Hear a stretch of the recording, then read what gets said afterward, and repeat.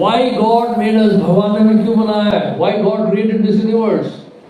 What is the goal of life? What is the difference between living entity, living body and dead body? If the soul is there, then what is the relationship with God and how to act on the relationship? Why this was spoken on the battlefield?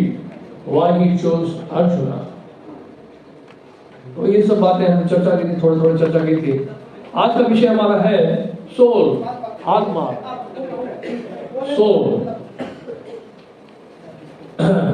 Quran में soul को रूह कहा गया है, Bible में soul को soul कहा गया है और भगवद गीता में आत्मा कहा गया है। तो बेसिकली सब्जेक्ट मैटर वही है। हिंदी में आम कहते हैं, इंग्लिश में मैंगो कहते हैं, और भाषाओं में उसी वस्तु को कहा जाता होगा अलग अलग नामों से। तो यहाँ पे आत्मा की चर्चा हो रही है जो भगवद गीता में दिया गया है। सोल के बारे में तो बताया गया बाइबल में, कुरान में रूह के बारे में बताया गया है, लेकिन जितना विश्लेषण ये आत्मा के बारे में भगवद गीता में दिया है वो कहीं नहीं मिलता। और आत्मा का ज्ञान भगवद गीता में जो है वो गुह्य ज्ञान है, कॉन्फिडेंशियल नॉलेज, और उसके ऊपर एक ज्ञान है उसको कहते हैं परमात्मा का ज्ञान, और उसके आगे का ज्ञान है भगवान का ज्ञान।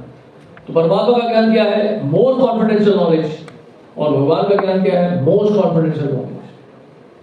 तो आज आत्मा और परमात्मा के बारे में भी चर्चा करेंगे, परमात्मा के बारे में भी चर्चा करेंगे, और थोड़ा सा भगवान के बारे में चर्चा शुरू होगी आज। लेकिन पहले हम लोग सबसे पहले थोड़ा डिटेल में चर्चा करने वाले हैं अबाउट द सोल, आत्मा के बारे में हम आपके सामने डिस्कस करने वाले हैं। बहुत सारे स्लाइड्स मैंने नहीं रखे हैं, चलिए मैं स्लाइड्स अपने प्रेजेंटेशन में थोड़ा कम ही रखता हूँ, क्योंकि मैं चाहता हूँ कि आज से हमारा इंटरेक्शन वो स्लाइड से नहीं, ठीक है ना? Not with the dead matter but the living body, with life, with consciousness. तो अगर पूछा जाए, अगर आपसे पूछे हम लोग, पागल व्यक्ति किसको कहते हैं? Who is mad? किसको पागल कहते हैं?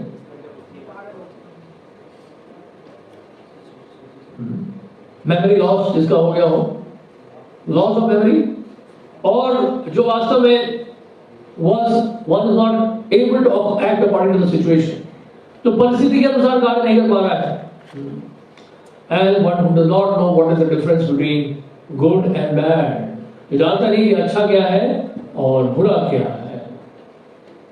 जैसे कि ट्रैफिक पुलिस अगर नहीं हो व्यक्ति और वो सड़क पे चला जाए और ट्रैफिक पुलिस की तरह ही काम करने लगे, तो उस व्यक्ति को पागल है कि नहीं?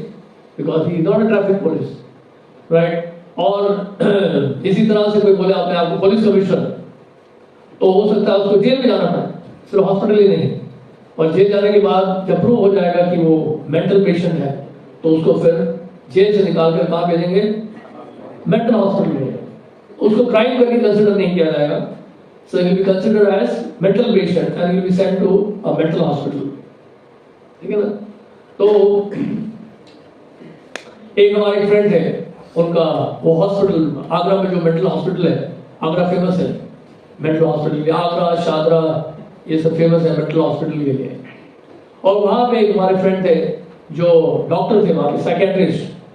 तो उन्होंने कहा कभी आप आइए हमारे हॉस्पिटल में, हम आपको अपने पेशेंट से मिलाएंगे, हमने चल के देखते हैं कैसे होते हैं पेशेंट्स। एक्चुअली क्या होता है, देखिए जब हम पागल करके बोलते हैं, ये याद रखिएगा, हर साइकेट्रिक पेशेंट जो है पागल नहीं होता है। पागल का जो स्टेज है वो बहुत अल्टीमेट स्टेज है। अब समझ रहे, मेंटल डिस्टर्बेंस का ये लास्ट स्टेज होता है, और उस स्टेज में जाके व्यक्ति पागल हो जाता है। पागल का मतलब ये है कि उसका कोई इलाज नहीं हो सकता, और तो ट्राई करते रहते हैं शॉक ट्रीटमेंट वगैरह देके, बट बहुत डिफिकल्ट केस हो जाता है। जो नॉर्मल साइकेट्रिक पेशेंट्स होते हैं मेडिकेशन के द्वारा संभावना रहती है उनकी ठीक होने, लेकिन जब इतना जब प्रॉब्लम बढ़ जाता है, इस सिचुएशन इतना जब वर्स हो जाता है बहुत ज़्यादा, तो ऐसे में इंसान जो है वो पागल हो जाता है, और ऐसे लोगों के लिए फिर हॉस्पिटलाइज ही करना पड़ता है, और नॉर्मली वो नहीं रह सकते, फिर फैमिली में, शहरों में, घरों में नहीं रह पाए, उनको फिर हॉस्पिटलाइज करना ही पड़ता है।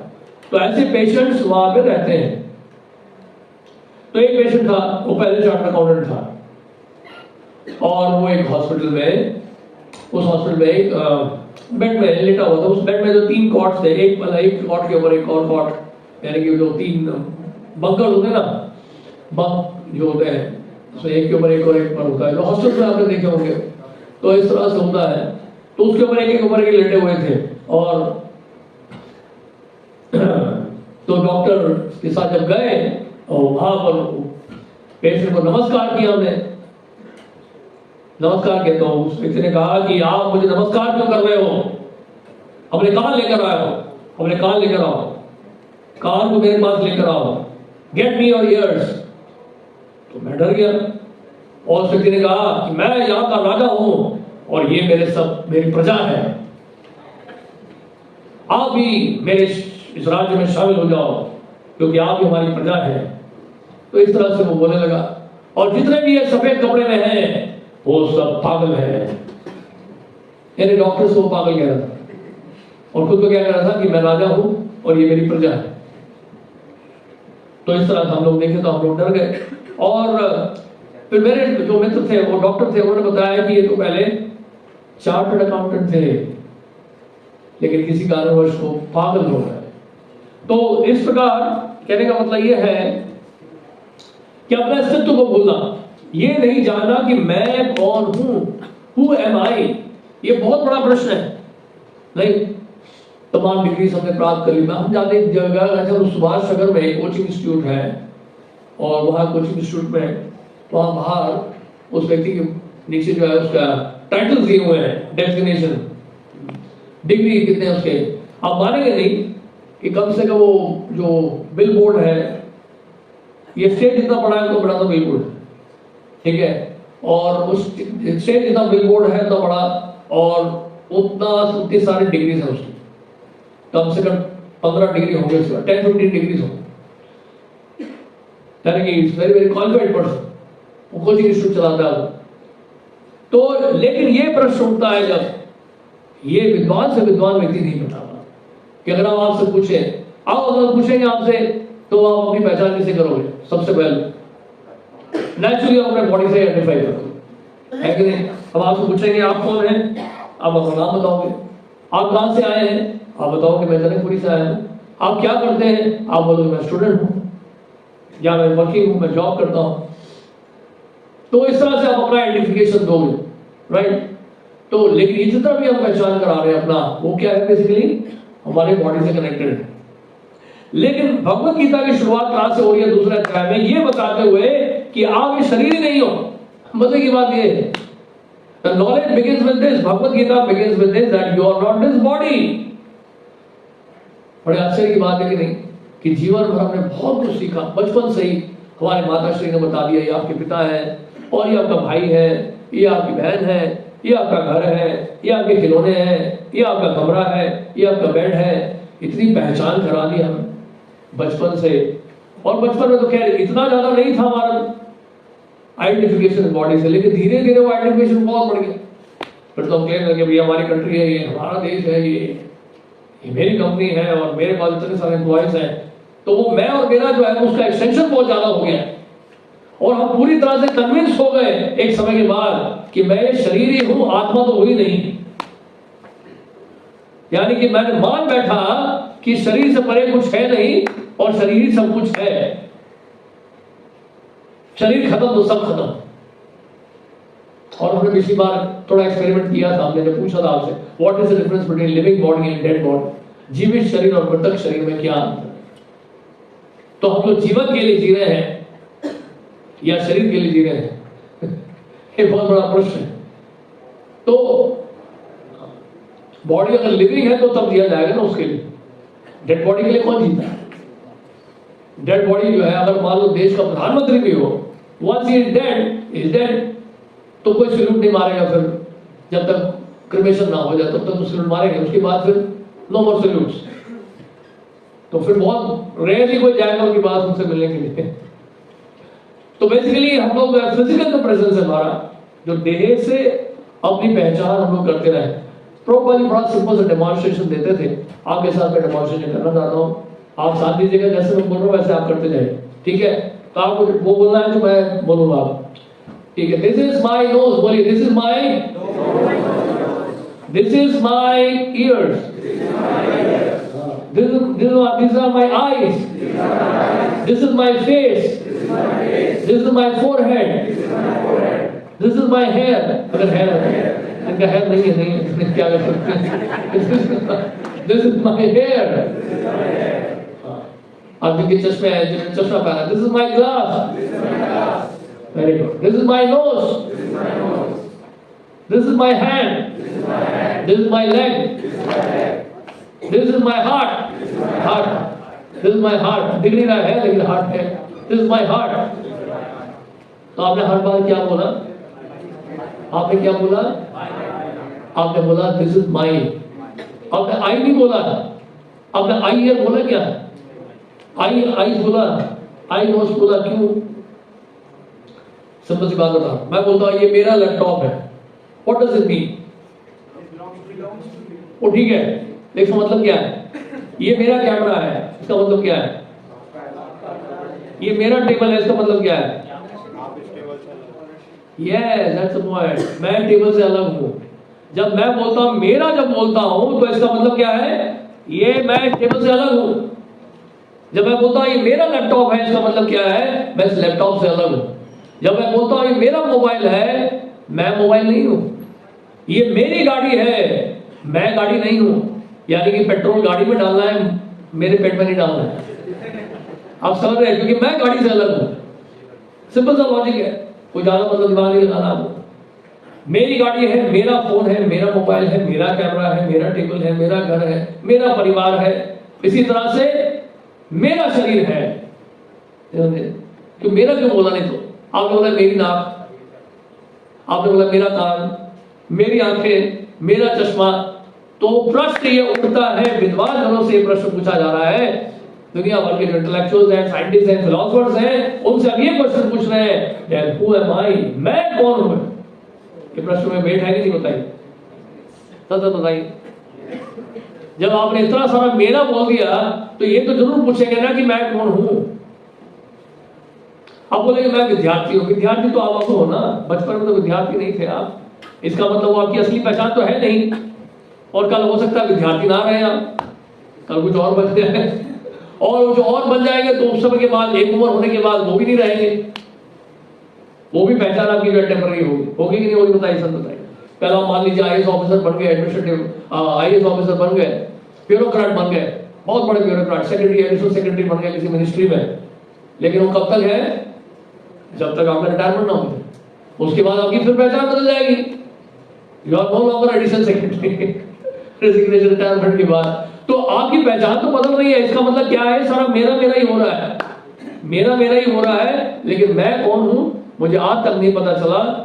इस संसार में मैंने 70-80 साल बिता दिए, लेकिन मुझे आज तक नहीं पता चला कि मैं कौन हूं. और भगवत गीता की शुरुआत जो है, भगवान कृष्ण गीता में अर्जुन को कहां से करा रहे हैं शुरुआत? कि आप ये क्या हो? शरीर ही नहीं हो. You are not this body. तो क्या हो? इसी का तो ये सारा चर्चा चल रही है. इसलिए भगवत गीता का पहला टॉपिक क्या है? सोच. खुद को पहचाने. खुद को पहचानना जो है ये बहुत बड़ा अचीवमेंट है, बहुत बड़ी उपलब्धि है. इसलिए पागल व्यक्ति हमें बताया शुरू में कि वो चार्टर्ड अकाउंटेंट था और अपने आप को राजा मान रहा है. इसी तरह से हम ये शरीर नहीं है, लेकिन अपने आप को अगर हम शरीर मान रहे हैं तो ये भी क्या है? एक तरह का पागल. अगर आप समझ लें इतिहास बुरा न माने, अगर हम इतिहास जगह बंद हो जाए कैदी के रूप में और समझ लें कि वही हमारा घर है, तो ये पागल बनेंगे नहीं. कैद खाना तो भैया वो रिफॉर्मेशन के लिए है, रेसिडेंस के लिए नहीं है. लेकिन ऐसे कई कैदी हैं वहां पर जो सोचते हैं वहीं रह जाए हमेशा. बाहर जाके तो झंझट है, तो वहीं रहना ज्यादा अच्छा है. तो एक दो क्राइम और कर लेते हैं, वापस वहीं आ जाते हैं. तो यही हालत हम लोगों की भी है कि वे चेंजिंग बॉडीज, बार बार हम लोग शरीर बदल रहे हैं. और उसके बारे में भी हम चर्चा करने वाले हैं. तो बेसिकली क्या है? देखिए, आप मान लीजिए ये कान काट कर मैं यहां लगा लूं,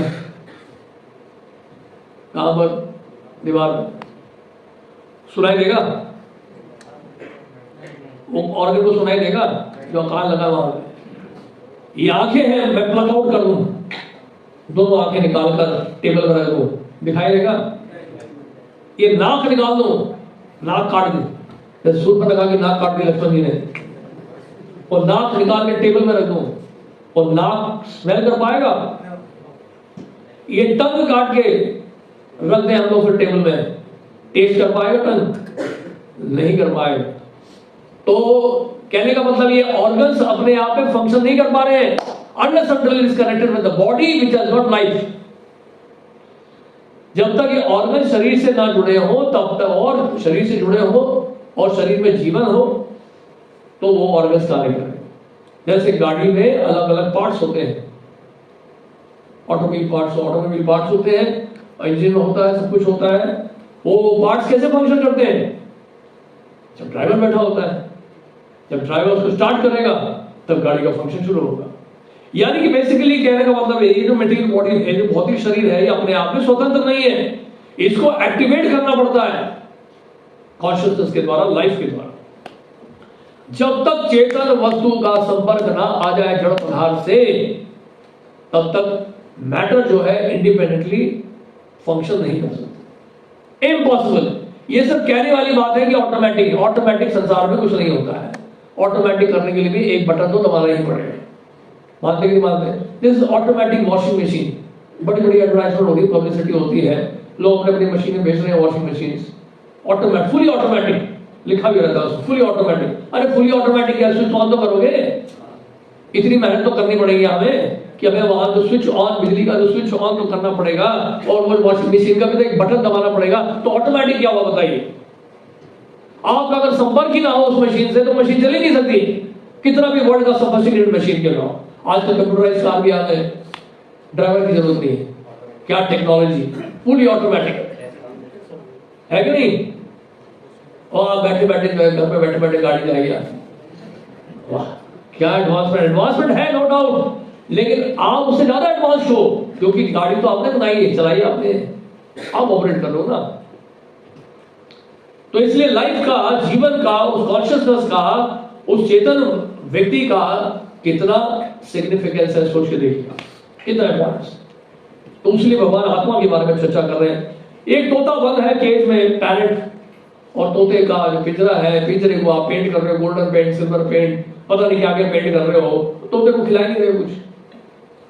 तो तोता का क्या हाल, तोते की क्या हालत, सोच के देखिए आप। एक बहुत भयानक एक्सीडेंट हुआ और वो एक बेंटली में जा रहा था, और वहां एम्बुलेंस आई, पुलिस वाले आ गए, तो वो पैसेंजर और ड्राइवर को बचाने के बदले वो गाड़ी को ले गए सबसे पहले वर्कशॉप। अच्छा किया ना उन्होंने, क्यों? ये गाड़ी बहुत महंगी है, 40 करोड़ की गाड़ी है। ये जो बुगाटी गाड़ी है, बुगाटी गाड़ी दिल्ली में किसी ने खरीदा है 41 करोड़, 41 करोड़ की गाड़ी है। 40 करोड़ मिल जाए तो आपके जीवन भर का हो गया काम, फिर तो आपको जॉब करने की 40 करोड़ जिसको मिल गया हो गया बस, और क्या चाहिए। वो गाड़ी खरीद रहे 40 करोड़ की, लेकिन वो 40 करोड़ की गाड़ी भी अपने आप नहीं चलती है, उसको भी चलाना पड़ता है। उसके लिए भी क्या है, कॉन्शियस बीइंग की आवश्यकता पड़ती है। तो इसलिए यहां पर तो आत्मा शरीर में है, हम देख नहीं सकते हैं, लेकिन सिम्टम्स से समझ सकते हैं, लक्षण से। जैसे कि फॉर एग्जाम्पल, ये इंसुलेटेड है तार, एनर्जी फील हो रही है? नहीं हो रही। इसको इंसुलेशन को हटाओ, एनर्जी फील होगी?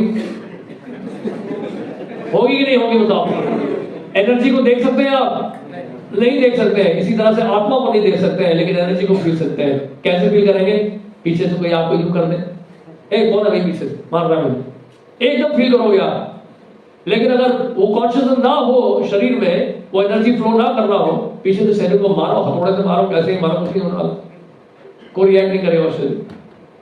जस्ट बिकॉज अगर क्या कहते हैं, कॉन्शियसनेस जो चेतना है, वही वास्तव में उस आत्मा का क्या है, लक्षण है, सिम्टम है। So consciousness basically is a living symptom of soul. Consciousness के द्वारा सूर्य का प्रकाश हम देखते हैं आकाश में, आपको सूर्य को देखने की आवश्यकता नहीं पड़ती। जब प्रकाश आता है आकाश में सुबह सुबह, तो समझ आते हैं सूर्य का उदय हो। ऐसा की जरूरी नहीं कि सूर्य देखोगे तो भी विश्वास हो। So you can feel that energy. तो इसी तरह से बॉडी में जो एनर्जी फील जो करते हैं आप, वो बेसिकली कॉन्शियसनेस। तो कॉन्शियसनेस कहां से आ रहा है? सोल से आ रहा है। Consciousness basically the living symptom of soul. जिस तरह से बल्ब से लाइट आता है तो समझ जाते हैं कि बल्ब है उधर, बिना बल्ब को देखे ही आप पहचान सकते हैं कि यहाँ पे एक बल्ब है, नहीं? तो इस तरह से समझना है। तो क्योंकि हमने पहले भी चर्चा की थी, बहुत सारी चीजें संसार में हम देखते नहीं है, देखने पर ज्यादा विश्वास मत करिए। ऐसा नहीं कि जो देख रहे हो वही सही है। सीइंग इज बिलीविंग ये कहावत बिल्कुल सही नहीं है। थोड़ा हो सकता है थोड़ा हद तक सही हो, लेकिन ऑल टुगेदर ठीक नहीं है। एक छड़ी को अगर आप डाल दें, एक स्टिक को डाल दें पानी के जार में, ग्लास वाला जार हो, पानी डाला हो, उसमें डाल दो, वो जो डंडी है वो आपको टेढ़ी दिखेगी बाहर से।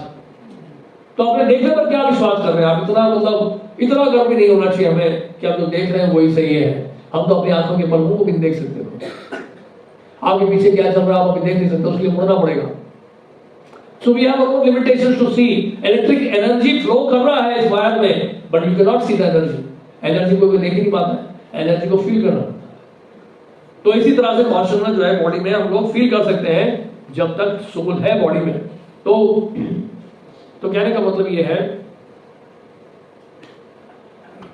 अगर नोबेल प्राइज विनर जो है क्वांटम मैकेनिक्स के बारे में बात करें तो हमें हो सकता है समझ में ना आए, नहीं, लेकिन क्या है कि अगर हम स्पिरिचुअल लाइफ की बात करते हैं तो उसमें क्वांटम मैकेनिक्स की प्रोफेसर की आवश्यकता नहीं पड़ती है। उस समय क्या पड़ेगी आवश्यकता? उस समय भगवद गीता की आवश्यकता पड़ेगी। और ये पूछेगी व्हाट इज द प्रूफ? देखिए प्रूफ तो देखिए, बचपन से हम लोगों ने बताया था कि आपको हर चीज में फेथ अप्लाई करना पड़ता है। याद है ना आपको? अगर आपको अल्फाबेट सीखना है तो फेथ चाहिए, बोतल से पानी पीना है आपको तो फेथ चाहिए, फ्लाइट में जाना है तो फेथ चाहिए, रुकड़ में गोलगप्पा खाते हुए खड़े होकर वहां तो पूछते नहीं कि what is the proof, golgappa बढ़िया है। गोलगप्पा देखते मुंह में डालना शुरू कर देते हैं। कैसे बनाया, किसने बनाया, उसने हाथ डाला कि नहीं डाला, अपना पूरा पसीने वाला हाथ डाल के उसने घुमाया, उसने शॉर्ट को ऐसे घुमाया, हाथ पूरा पसीने से लथपथ है, वो पूरा हाथ ही डाल दिया उसने उसके अंदर शॉर्ट में, और कैसे घुमा रहा है। देखा कभी आपने? जूस की दुकान में जूस पी लो और ऊपर तक उसने ड्राई फ्रूट्स रख दिए, उसके पीछे क्या क्या कारनामे हो रहे हैं, कौन सा रसायन डाला उसने जूस में मिक्स किया और अनार और लाल दिखने लगा आपका, है कि नहीं? कि सारा का सारा फ्रूट जूस है और भी कोई मिला हुआ है उसके अंदर, और देखने वाला है। उसमें तो बड़े आराम से फेस अप्लाई करके सब कुछ पी जाते हैं हम। लेकिन जब सोल की बात आती है, भगवद गीता की बात आती है, तो उतने सारे प्रूफ मांगते हैं, एविडेंस दीजिए, एविडेंस। तो हमने पहले बताया था कि we have to hear from the right source, प्रामाणिक सोर्स के द्वारा, बोनाफाइड सोर्स के द्वारा। हमने नोट्स भी दिए थे लास्ट टाइम, उसमें भी हमने लिखा है कि we have to receive the knowledge from the right source, प्रामाणिक सोर्स से हमें लेना है सारा कुछ। तो इस तरह से तो बेसिकली जो है साइंस है आज तक नहीं समझ पाया माइंड को, इंटेलिजेंस को और ईगो को, वो नहीं समझ पाए। They are not able to understand the subtle material elements.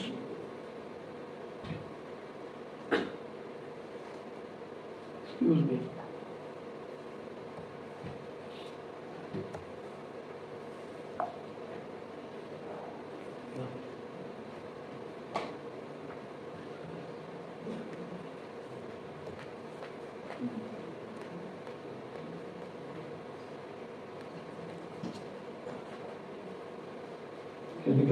नहीं दिख रहा, प्रोजेक्टर ऑफ है, प्रोजेक्टर ऑफ। ओके, तो बेसिकली क्या मैं बता रहा था कि मन, बुद्धि और अहंकार, साइंस जो है इसको नहीं समझ पाया है। Science can not understand what is mind, intelligence in ego. ये मन, बुद्धि और अहंकार हम सब में है कि नहीं है? कितने लोग मानते हैं? सब लोग मानते हैं, हम सब मानते हैं। और मन किसने देखा है? बुद्धि किसने देखी है? देखिए बुद्धि आपने, बुद्धि है आपने? हंसते हुए बोल रहे हैं आप, बड़े खुशी खुशी बोल रहे हैं, I am intelligent, I am intelligent man Prabhu ji, I am not a fool like you, I am intelligent. But where is your intelligence? Can you see it your intelligence? You can't see your intelligence, you can't see your mind, you can't see your ego. आप अपने ego को, अपने intelligence को, अपने mind को नहीं देख सकते। आया कि नहीं आया?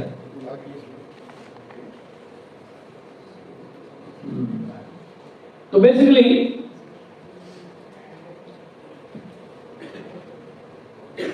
सोल तो है ही, लेकिन उसके अलावा वी हैव टू बॉडीज। अब जानते हैं दो शरीर हमारे, एक तो स्थूल शरीर है जिसको ग्रॉस बॉडी कहते हैं। ग्रॉस बॉडी किससे बना हुआ है? पृथ्वी, अग्नि, जल, वायु, आकाश से बना है। अभी हम लोग जो है आपको ले जा रहे भगवद गीता में भी, साथ साथ भगवद गीता में भी दिखाएंगे पहले ये समझ लीजिए। पहले माइंड, इंटेलिजेंस एंड ईगो, मन, बुद्धि और अहंकार, ये बेसिकली क्या है? सूक्ष्म शरीर। सूक्ष्म शरीर क्या है? पृथ्वी, जमीन, जल, वायु, आकाश से बना हुआ, अर्थ, वाटर, फायर, एयर, ईथर से बना हुआ क्या है? ग्रॉस बॉडी है, पंचभूत, जो दिखता है, राइट? उसमें भी जो है ईथर दिखता नहीं है, बाकी सब तो दिख जाता। एयर भी दिखता नहीं है, उसको आप फील कर सकते हो, एयर को तो फील कर सकते हैं, right?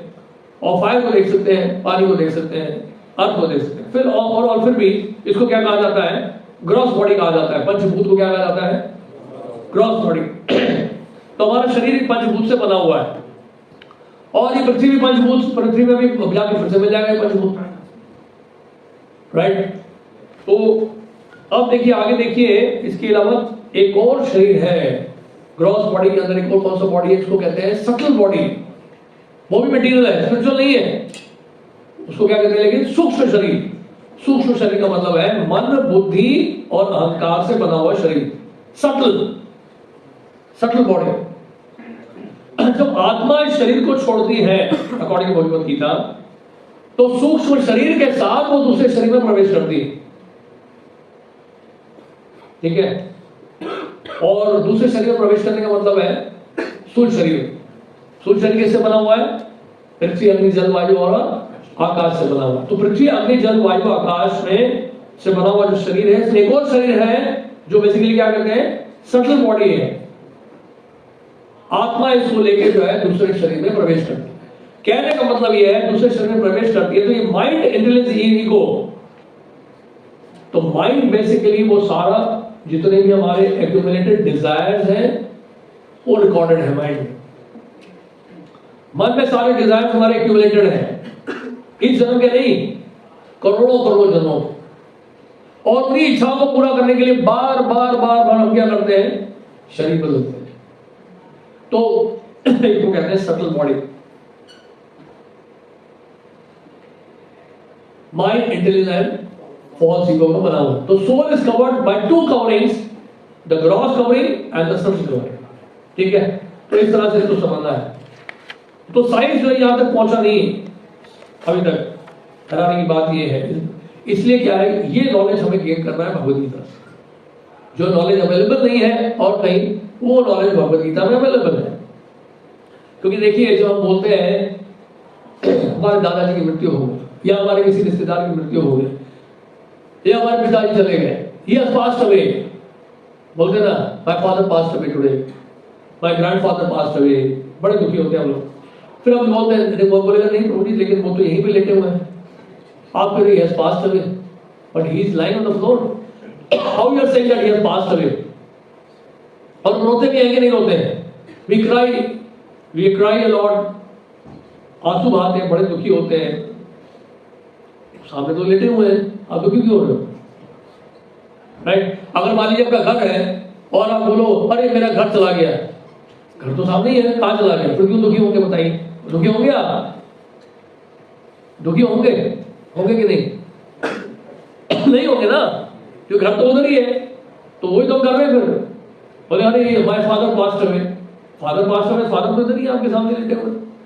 Why you are unhappy, why you are so much in distress, why you are crying? आप रो क्यों रहे हो?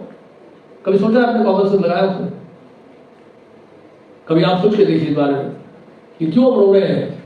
वो इसलिए रो रहे हैं, we are not just crying for the dead matter, we are crying for the person was within this body. हम उस व्यक्ति के लिए रो रहे हैं जो उस शरीर में था।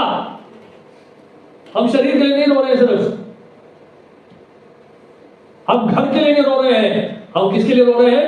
जो घर का मालिक है, वो घर में जो रहते थे वो गुजर गए, उसके लिए रो रहे हैं। हम घर के लिए नहीं रो रहे हैं।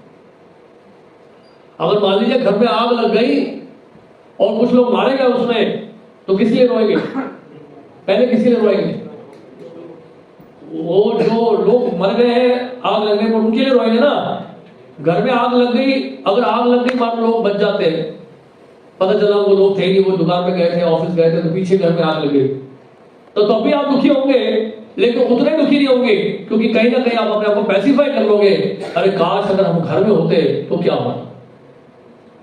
ये तो भगवान की कृपा हो गई कि हम घर में गए नहीं थे उस समय, हम थे ही नहीं, पीछे आग लगी है, नहीं, और घर में होते तो घर के साथ जल जाते, फिर वो तो और समस्या थी। कहने का अर्थ ये है कि लाइफ का कितना महत्व देखें, उस लाइफ का महत्व। इसी तरह से शरीर में जो है वो आत्मा का बड़ा महत्व है, तो ये यहाँ पे बताया जा रहा है।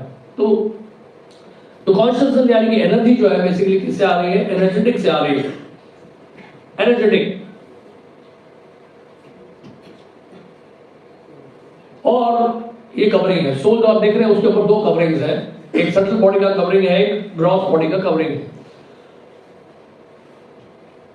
लेकिन कई लोग सोचते हैं कि अगर हमारे शरीर में ब्रेन ना हो then you can not exist. मानते नहीं मानते? लेकिन एक आपको बता दें, इंसिडेंट बता दें, इसमें एक बच्चा 27 दिन के लिए जीवित रहा। कितने दिन के लिए? एक बच्चा 27 दिन के लिए जीवित रहा। जब उसका स्कल ऑपरेट किया गया तो अंदर ब्रेन मिला ही नहीं, केवल उसके क्या था, स्कल के अंदर केवल पानी ही भरा था और कुछ नहीं। और ऐसा जो बच्चा था वो 27 दिन के लिए जीवित था। वो कैसे जीवित था बताइए?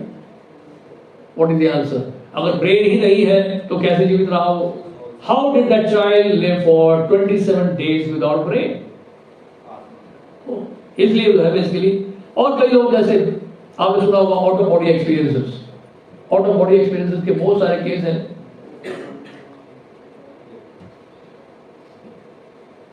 या near death experiences, auto body experiences, यानी ऑपरेशन हुआ और ऑपरेशन के बाद डॉक्टर को बता दिया, वो पूरा उसको एनेस्थीसिया देकर अनकॉन्शियस किया हुआ है, तो उसको बेसिकली सुन कर दिया जाता है बॉडी। तो बॉडी के साथ जो है कम से कम डिस्कनेक्टेड होता है उस व्यक्ति, तो ऑपरेशन किया जाता है। लेकिन ऑपरेशन के बाद उस व्यक्ति ने बताया कि आपने क्या क्या किया था मेरे साथ, किस तरह से आपने ऑपरेट किया था, मुझे वो सारा डिटेल उसने डॉक्टर को बताया। डॉक्टर वाज सरप्राइज्ड, भैया हमने तो एनेस्थीसिया देकर उसको पूरा अनकॉन्शियस कर दिया था, ये कैसे बता पाया ये सब कुछ? तो यहां पे क्या लिखा है? 11% to 14% of the average American population who are mentally and physically healthy have had OBE. Enough research in ND with impeccable scientific credentials. Dr. Michael Sabam, a cardiologist and professor of Emory University Medical Science. तो basically ऐसा नहीं कि India की बातें कर रहे हैं हम लोग, बाहर कनाडा में, अमेरिका में, वहां पे एक्सपीरियंसेस हुए हैं। वहां पेशेंट्स ने बताया है अपने ऑपरेशन के बारे में, ऑपरेशन थिएटर से बाहर निकलने के बाद डॉक्टर को डिटेल बताया सारे ऑपरेशन। तो ये यहाँ पर समझने वाली बात है। और तो एक बुक है जिसका नाम आयन स्टीवनसन ने लिखा है रीइंकार्नेशन के ऊपर, पास्ट लाइफ एक्सपीरियंसेस। उसमें डॉक्टर आयन स्टीवनसन जो प्रोफेसर है, और उन्होंने 3000 केसेस स्टडी किए हैं रीइंकार्नेशन के। कितने केसेस? 3000 केसेस, रिकॉर्डेड केसेस है, विद प्रूफ उस बुक में है, जिन्होंने अपने पूर्व जन्म के बारे में बताया। नॉर्मली या जनरली हमें अपने पूर्व जन्म का स्मरण नहीं होता है। अब बोलेंगे पूर्व जन्म का क्यों स्मरण नहीं हो रहा? ये कृपा है, भगवान की कृपा है। इसी जन्म का स्मरण करके हम लोग बहुत चिंतित हैं, पता चला पिछले जन्म में क्या क्या किया था, तो आपका टेंशन ऐड अप हो जाएगा ना, इसलिए बुला दिया जाए। अगर याद दिला दिया जाए आपको पिछले जन्म में क्या क्या किसने की थी, तो बहुत दिक्कत हो जाएगी, राइट? तो इसलिए लेकिन जनरली होता नहीं है, लेकिन कई ऐसे केसेस हैं, रेयर केसेस हैं, जिसमें पिछले जन्म का भी स्मरण रहता है, रिमेम्बरेंसेस रहते हैं। 3000 केसेस हैं ऐसे, रिकॉर्डेड है।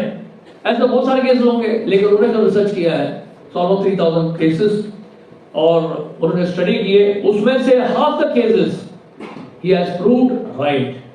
3000 केसेस रिसर्च किया, उसमें 50% केसेस उन्होंने प्रूव कर दिया वो केसेस सच थे। कई बार तो लोग पॉपुलैरिटी के लिए भी कर लेते हैं, नहीं? जैसे YouTube में आपको कई मिलेंगे, यमराज जी आगे मुझे ले जाने लेके गए, ऐसे वीडियो में बहुत सारे मिलेंगे आपको, फेक वीडियोस, लोग व्यूअरशिप बढ़ाने के लिए डाल देते हैं। नहीं, हर व्यक्ति का यमराज आ रहा हो, याद है उसको, यमराज जी लेके गए। लेकिन आपको मैंने बताया था, शायद बताया था, आपको बताया, किसको बताया था?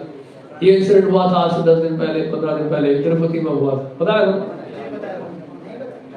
हाँ, वो कई जगह बता चुके हैं, तो इसलिए मुझे याद नहीं, यहाँ भी तो इस प्रकार जो है, इसका मतलब क्या है कि life is there after life, life is there after life, right, there was life before life and life comes from life. एक बुक है हमारी, प्रभुपाद की बुक है कन्वर्सेशन की, उस बुक का नाम, बहुत अच्छी बुक है, पढ़ेगा। उस बुक का नाम है लाइफ कम्स फ्रॉम लाइफ। जीवन का स्रोत जीवन है। जीवन का स्रोत क्या है? जीवन है। Life does not come from matter but life comes from life. Matter से लाइफ नहीं प्रोड्यूस होता है, बट लाइफ से लाइफ प्रोड्यूस होता है। तो इस प्रकार यहां पे बताया जा रहा है। और तैयारी करने का मतलब है, we are not just machines, we are not just dead matter, but we are conscious being. And conscious being का मतलब है consciousness and desire and free will. हमारा डिजायर है वो कॉन्शियसनेस से ही आता है। डेड मैटर में नॉट डिजायर, सीधी सी बात है। एक भौतिक वस्तु जो है, भौतिक पदार्थ कैसे इच्छा कर सकती है बताइए? पॉसिबल है? Can this want to desire something independently? वो डिजायर का मतलब ही नहीं बनता है। डिजायर तो जीता जागता इंसान करेगा ना। जो जीवित व्यक्ति है वो डिजायर करेगा। कॉन्शियसनेस जिसमें है, जिसमें चेतना है, वो तो इच्छा करेगा। और इसी इच्छा के कारण हम लोग बार बार क्या करते हैं, एक भौतिक शरीर हमें मिलता है। तो अब देखिए यहाँ पे जो है 7 चैप्टर खोलिए, text 7 chapter text 4, 7 chapter text 4, क्योंकि हम आपको भगवत गीता में दिखाना चाहते हैं ये श्लोक जो है, इससे स्थूल शरीर और सूक्ष्म शरीर के बारे में भगवान कृष्ण ने बताया। देखिए आपको 7 चैप्टर टेक्स्ट 4 हिंदी में अगर है तो पेज नंबर 269। हाँ 269 भैया। टेक्स्ट 4 चैप्टर 7 चैप्टर 10 भगवत ज्ञान। भूमिरपो नलो वायु खम्मन और बुद्धि रेवच अहंकार मितियम में भिन्ना प्रकृति रष्टदा। पृथ्वी जल अग्नि वायु आकाश मन बुद्धि तथा अहंकार, ये 8 प्रकार से विभक्त मेरी भिन्ना प्रकृतियां है। These are my separated energies। भगवान कह रहे हैं These are my separated energies। Energy किसकी है? भगवान की है। यानी कि हम लोग एनर्जी है, तो एनर्जेटिक कौन है? He is energetic, we are energy। यानी कि जो मेटेरियल बॉडी है वो क्या है? एनर्जी है, सेपरेटेड एनर्जी है। तो सेपरेटेड एनर्जी का मतलब है, जैसे मान लीजिए कोई बहुत बड़ा इंडस्ट्रियलिस्ट है, उसका अपना घर है और उसकी अपनी फैक्ट्री है। तो फैक्ट्री जो है उसकी वो क्या हो गई? सेपरेटेड एनर्जी हो गई। और उसकी जो पर्सनल एनर्जी क्या है? उसका अपना घर हो गया। ठीक है ना? तो उसका इस तरह समझना है। तो इस तरह से सेपरेटेड एनर्जी है ये यहाँ पर जो बताया गया है। तो 5 हमने क्या बताया था? ग्रॉस एलिमेंट्स है, और 3 क्या है? Subtle elements. ओके, तो इस तरह से इसको समझना है अच्छे से। अब देखिए भगवान कृष्ण ने जो है हमें, या भगवान ने प्रत्येक जीव को जो है स्वतंत्रता दी हुई है। हम लोग भौतिक शरीर क्यों धारण कर रहे हैं? इसका रीजन बता रहे हैं। मेटेरियल बॉडी हमें क्यों एक्सेप्ट करना पड़ रहा है? जब हमारा आइडेंटिफिकेशन ये नहीं है, हमारी जो असली पहचान ये नहीं है कि हम भाई भौतिक शरीर हैं, और वास्तविक पहचान हमारी और कुछ है, तो हमें मिला ही क्यों है भौतिक शरीर? देखिए हमारा जो संबंध है भगवान के साथ, वो भगवान का साथ जो संबंध है प्रेम का संबंध। और प्रेम के संबंध में क्या है? थोड़ा सा प्रेम जहां भी है तो उसका मतलब क्या है? थोड़ी सी स्वतंत्रता होती है। वो प्रेम कैसा प्रेम? जिसमें कोई इंडिपेंडेंसी ना हो। राइट? अगर राजा कहे अपने मित्रों को तुम जाके उस दरवाजे के पीछे छुप जाओ, तुम इस सीट के नीचे छुप जाओ, तुम बाथरूम में छुप जाओ, तुम मेरे कमरे में जाके छुप जाओ, let's play hide and seek, मैं तुम्हें ढूंढूंगा। तो व्हाट्स द फन? राजा ने अपना पावर दिखा के जो है खेल खेला भी, खेल खेला तो कैसे खेला? फोर्स करके। तो उनके मित्र बोलेंगे यार ये राजा कैसे खेल खेलते हैं, यहाँ पे भी अपना पावर दिखा रहे हैं। लेकिन राजा कहे कि मैं राजा जरूर, लेकिन मैं अभी आप लोगों के साथ क्योंकि खेल रहा हूं, मैं काला पट्टा लगा रहा हूं अपनी आंखों के सामने, जहां छुपना छुप जाओ, मैं तुम्हें ढूंढूंगा। तो आनंद आएगा? तो मजा आएगा नहीं मजा आएगा? सर बताइए। उस हाइड एंड सीक में ज्यादा मजा आएगा ना, जहां पे थोड़ा सा इंडिपेंडेंस दिया गया। तो इसी तरह से भगवान जो है परम स्वतंत्र है, सुप्रीमली इंडिपेंडेंट, और हम उनके अंश हैं। We are part and parcel. जैसे फायर वर्सेस स्पार्क से निकलता है ना, तो उसी तरह से हमारे पास वही क्वालिटीज हैं, आत्मा के पास वही क्वालिटीज हैं। तो अब क्योंकि हमारे पास वो माइन्यूट इंडिपेंडेंस है, आंशिक स्वतंत्रता है, अंश होने के नाते, तो स्वतंत्रता का मतलब यही है कि हम उसको सदुपयोग भी कर सकते हैं, उसका दुरुपयोग भी कर सकते हैं। इसलिए भगवान कृष्ण ने गीता में बहुत कुछ कहने के बाद अर्जुन को फिर भी स्वतंत्रता दी। आप देखिए 18 चैप्टर टेक्स्ट 63 निकालिए। 18 चैप्टर टेक्स्ट 63 क्या बोल रहे हैं देखिए।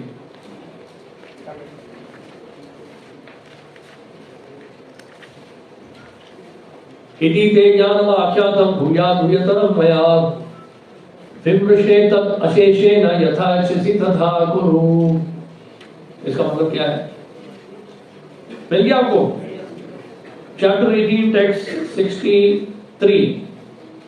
इस प्रकार मैंने तुम्हें गुह्यतर ज्ञान बतला दिया, इससे इस पूरी तरह से मनन करो और तब जो चाहो सो करो। मनन करो, उसके बाद क्या बोला उन्होंने? जो चाहो सो करो। So that minute independence is there. तो किसी ने कहा कि बड़ा अच्छा बता दिया भगवान ने, हम जो चाहे वो कर सकते हैं, हम जो चाहे वो कर सकते हैं, यही गीता का सार है।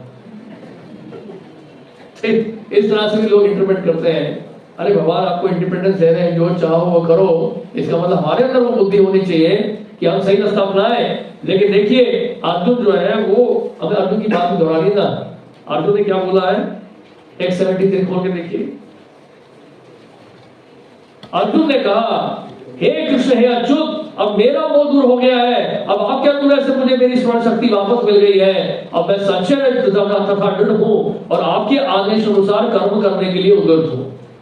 अर्जुन ने ये नहीं कहा कि ठीक है कृष्ण, आपने मुझे स्वतंत्रता दे दी, अब मैं जो चाहूं वो करूंगा, मैं युद्ध नहीं कर रहा, मैं जा रहा हूं वापस। लेकिन अर्जुन ने क्या बोला? अब मैं आपके आदेश अनुसार कर्म करने के लिए उद्यत हूं। तो ये है बेसिकली भगवद गीता का एसेंस। कहने का मतलब है कि अर्जुन तैयार हो गए भगवान कृष्ण की आज्ञा का पालन करने के लिए। तो बेसिकली जो सफरिंग का कारण क्या है, सोल के सफरिंग का कारण क्या है? वो अपनी स्वतंत्रता का दुरुपयोग कर रहा है। आत्मा स्वतंत्रता का दुरुपयोग कर रही है, इस कारण से जो है उसको ये देह बार बार मिल रहा है, भौतिक शरीर बार बार उसको लेना पड़ रहा है। और अब देखिए यहां पर लिखा है माइन्यूट इंडिपेंडेंस के बारे में क्या लिखा है? ईश्वर सर्वभूतानां हृदयदेशे अर्जुन तिष्ठति ब्राह्मण सर्वभूतानि यंत्रारूढ़ानि माया। वही 18वां अध्याय टेक्स्ट 61 में चली। 18वां अध्याय टेक्स्ट 61।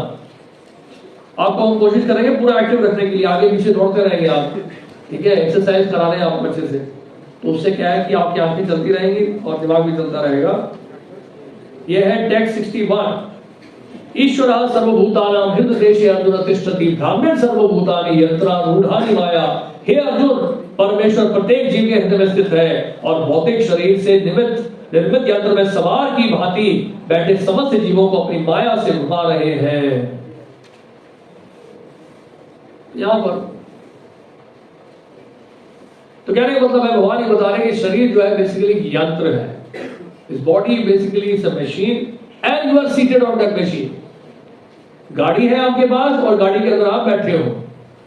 ये शरीर यंत्र जैसा नहीं है, यंत्र ही है। ये शरीर यंत्र ही है, इट्स अ मशीन। ब्राह्मण सर्वभूतानि यंत्रारूढ़ानि माया।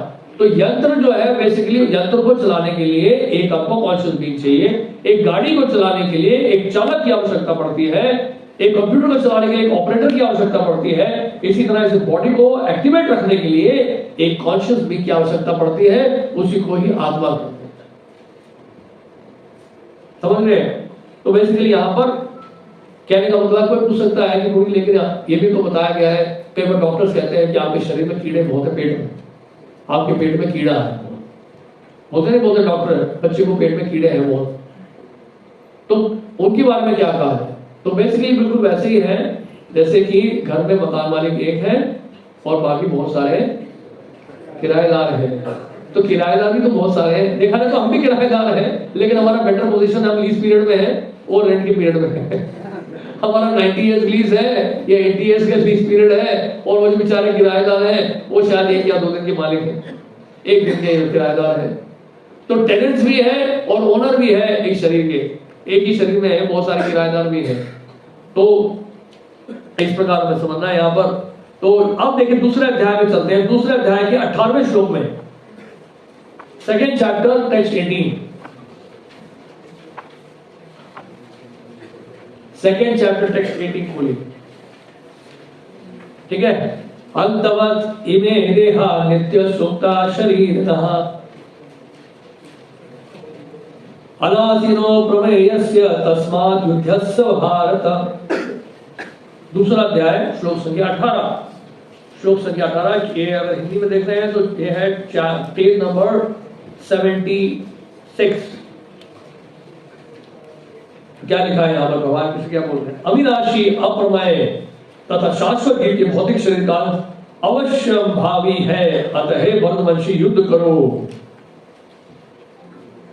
तो भगवान अर्जुन को ये बताना चाह रहे हैं कि आप युद्ध नहीं करना चाहते हो क्योंकि आप ये सोच रहे हो कि आप तो मन ही मारना चाहते हो, लेकिन मैं आपको बता दूं अगर नहीं आप मारोगे तो ये वैसे भी मरने वाले हैं, ये वैसे भी मरने वाले हैं, क्योंकि शरीर तो क्या है, बेसिकली क्या है, नश्वर है। इस मेटिंग बॉडी व्हाट, वो टेम्पररी या नश्वर है, ये तो इसका तो विनाश होना ही है, ये तो नष्ट होना ही है। इसलिए अच्छा है कि जब तक ये शरीर है उसको यूटिलाइज कर लो, प्रॉपर्ली युद्ध कर लो, अपने कर्तव्य का पालन कर लो। ये शरीर तो नष्ट होना ही होना है। आप क्षत्रिय हो, आपकी जिम्मेदारी बनती है धर्म की रक्षा करने की। आप राजा हो, आपकी बहुत बड़ी जिम्मेदारी है कि धर्म की रक्षा की जाए, इसलिए धर्म युद्ध में भाग लो और युद्ध करो। क्योंकि शरीर की चिंता इतनी मत करो, शरीर तो नश्वर होना ही है, उसको तो नष्ट होना ही है। ये शरीर का नेचर है, मटेरियल सिर्फ बॉडी ही नहीं, कोई भी भौतिक वस्तु हो इस संसार में, उसका क्या है, काल के प्रभाव में आकर धीरे धीरे उसका विनाश होता ही नहीं। तो इतने सारे कैमरा क्यों बन रहे हैं, इतने सारे प्रोजेक्टर्स क्यों बन रहे हैं, इतने सारे मोबाइल्स क्यों बनते रहते हैं, है कि नहीं? क्यों डिटेरियल कंडीशन आता है, उधर कोई स्क्रीन में ठीक से आ नहीं रहा है, तो स्क्रीन खराब हो गया, कभी कुछ खराब हो गया मोबाइल का, कभी कुछ खराब हो गया। नया मोबाइल लेते हैं आप, 2-3 साल 3 साल 4 साल अच्छे से चला के उसको बार बार उंगलियों पे लगा के, बस उसके बाद उसका भी जो है अंत हो ही जाता है, नया खरीदते हो, पुराना वाला किसी और को देते हो या फेंक देते हो, जो भी करते हो। इस तरह से संसार में जो भी वस्तु है, मैटर है जो भी, उसका क्या है, डिटोरिएशन होता ही होता है, ये पक्का है, गारंटीड है। और ये शरीर जो भी भौतिक है, इसका भी ऐसे ही होगा। तो बेसिकली ये हमें समझना है, इस पे जो बताया जा रहा है। और अब देखिए आगे बढ़ते हैं, इसके आगे क्या बताया जा रहा है। तो material body is what, material body जो है वो indestructible, immeasurable and eternally ensured come to an end, therefore fight or descendant of Bharata. So body basically हमने डेड मैटर बताया। तो इस तरह से जो है हम शरीर बार बार हम लोग नए नए शरीर धारण करते हैं। देखिए याद रखिएगा, कोई भी ज्ञान प्राप्त करने के लिए हमें टीचर की आवश्यकता है। It is very very important. अगर मैंने पहले बताया था आपको, अगर इंजीनियरिंग पढ़ना है तो इंजीनियरिंग कॉलेज में जाना है, डॉक्टर बनना है तो आपको मेडिकल कॉलेज में जाना है, पॉलिटिक्स अगर सीखना है तो किसी पॉलिटिशियन के पास जाना है, राइट? अपना अपना एरिया है सबका। तो इसी तरह से वी नीड अ टीचर। और ये सटल जो नॉलेज है, ये सूक्ष्म ज्ञान जो है मन बुद्धि और अहंकार का, या उससे भी जो सूक्ष्म है आत्मा, उसके बारे में जो है ज्ञान प्राप्त करना जो है वो और डिफिकल्ट है, राइट? क्योंकि पूरा संसार जो है बेसिकली क्या है, वो ग्रॉस लेवल पर ही नॉलेज गेन कर रहा है। ग्रॉस लेवल पर ही नॉलेज हम लोग गेन कर रहे हैं। स्कूल्स में हो, कॉलेजेस में हो, यूनिवर्सिटी में, कहीं भी हो, हम लोग केवल ग्रॉस लेवल पर ही नॉलेज कर रहे हैं। ये सटल लेवल पर कोई नॉलेज गेन ही नहीं कर रहे हैं। Very surprising. हमने बताया कि साइंटिस्ट नहीं जान पा रहे मन बुद्धि अहंकार के बारे में, राइट? इधर साइकियाट्रिस्ट के पास जाते भी हैं मेंटल पेशेंट, तो बेसिकली ऐसे मेडिसिन देते हैं, सेडेटिव्स ही होते हैं यहाँ पर। वो दवाई खा के वो पेशेंट सोता रहता है, सो गया, वो बेसिकली नसों को शुरू कर देता है वो दवाई, तो ऐसा लगता है वो पेशेंट ठीक हो रहा है। और वो दवाई उसको पूरे जीवन भर खानी पड़ती है, वो नहीं खाएगा तो रिलैप्स कर जाएगा। तो वो बेसिकली सॉल्यूशन है नहीं। तो सटल लेवल पर जो है बेसिकली ट्रीटमेंट नहीं हो पाता है। तो सटल जो नॉलेज है, it is very very difficult to understand. और जो सोल है वो बेसिकली मन बुद्धि और अहंकार से भी ज्यादा सटल है। वहां तो पहुंच है ही नहीं किसी। मन बुद्धि और अहंकार ही नहीं दिख रहा है तो आत्मा कहां से नजर आएगी बताइए? आत्मा को देखना चाहते हैं, भगवान को देखना चाहते हैं, लेकिन अभी तक तो आपने जो मन बुद्धि अहंकार को जिसको आपने स्वीकार कर लिया कि है, उसी को नहीं देख पा रहे हैं। पूरी दुनिया मानती है कि मन बुद्धि और अहंकार है, और पूरी दुनिया में किसी ने आज तक मन बुद्धि अहंकार को देखा ना देख पाएगा कोई। तो ये सूक्ष्म ज्ञान है, सटल नॉलेज है आत्मा का। इसलिए आत्मा के बारे में जानने के लिए ऐसे व्यक्ति की हमें तलाश करनी है जो आध्यात्मिक स्तर पर है, जो हमें आत्मा का ज्ञान दे सके। तो इसलिए हमें क्या करना है कि भगवत गीता को पढ़ते हुए, भगवत गीता को चुनौती देते हुए नहीं पढ़ना। कोई भी ज्ञान प्राप्त करना है हमें, तो बेसिकली हमें क्या करना पड़ता है, उस ज्ञान की शेल्टर लेनी पड़ती है, उस ज्ञान के लिए सबमिट करना पड़ता है अपने आप को, उस बातों को एक्सेप्ट करने के लिए हमें तैयार रहना पड़ता है। जैसे हम लोग बताया, शायद हमें याद नहीं रहता कई बार कहाँ बताया, ये बताया जरूर है, याद रहता है कि बताया जरूर है, लेकिन काम नहीं रहता है, तो कई बार रिपीट हो जाता है बात।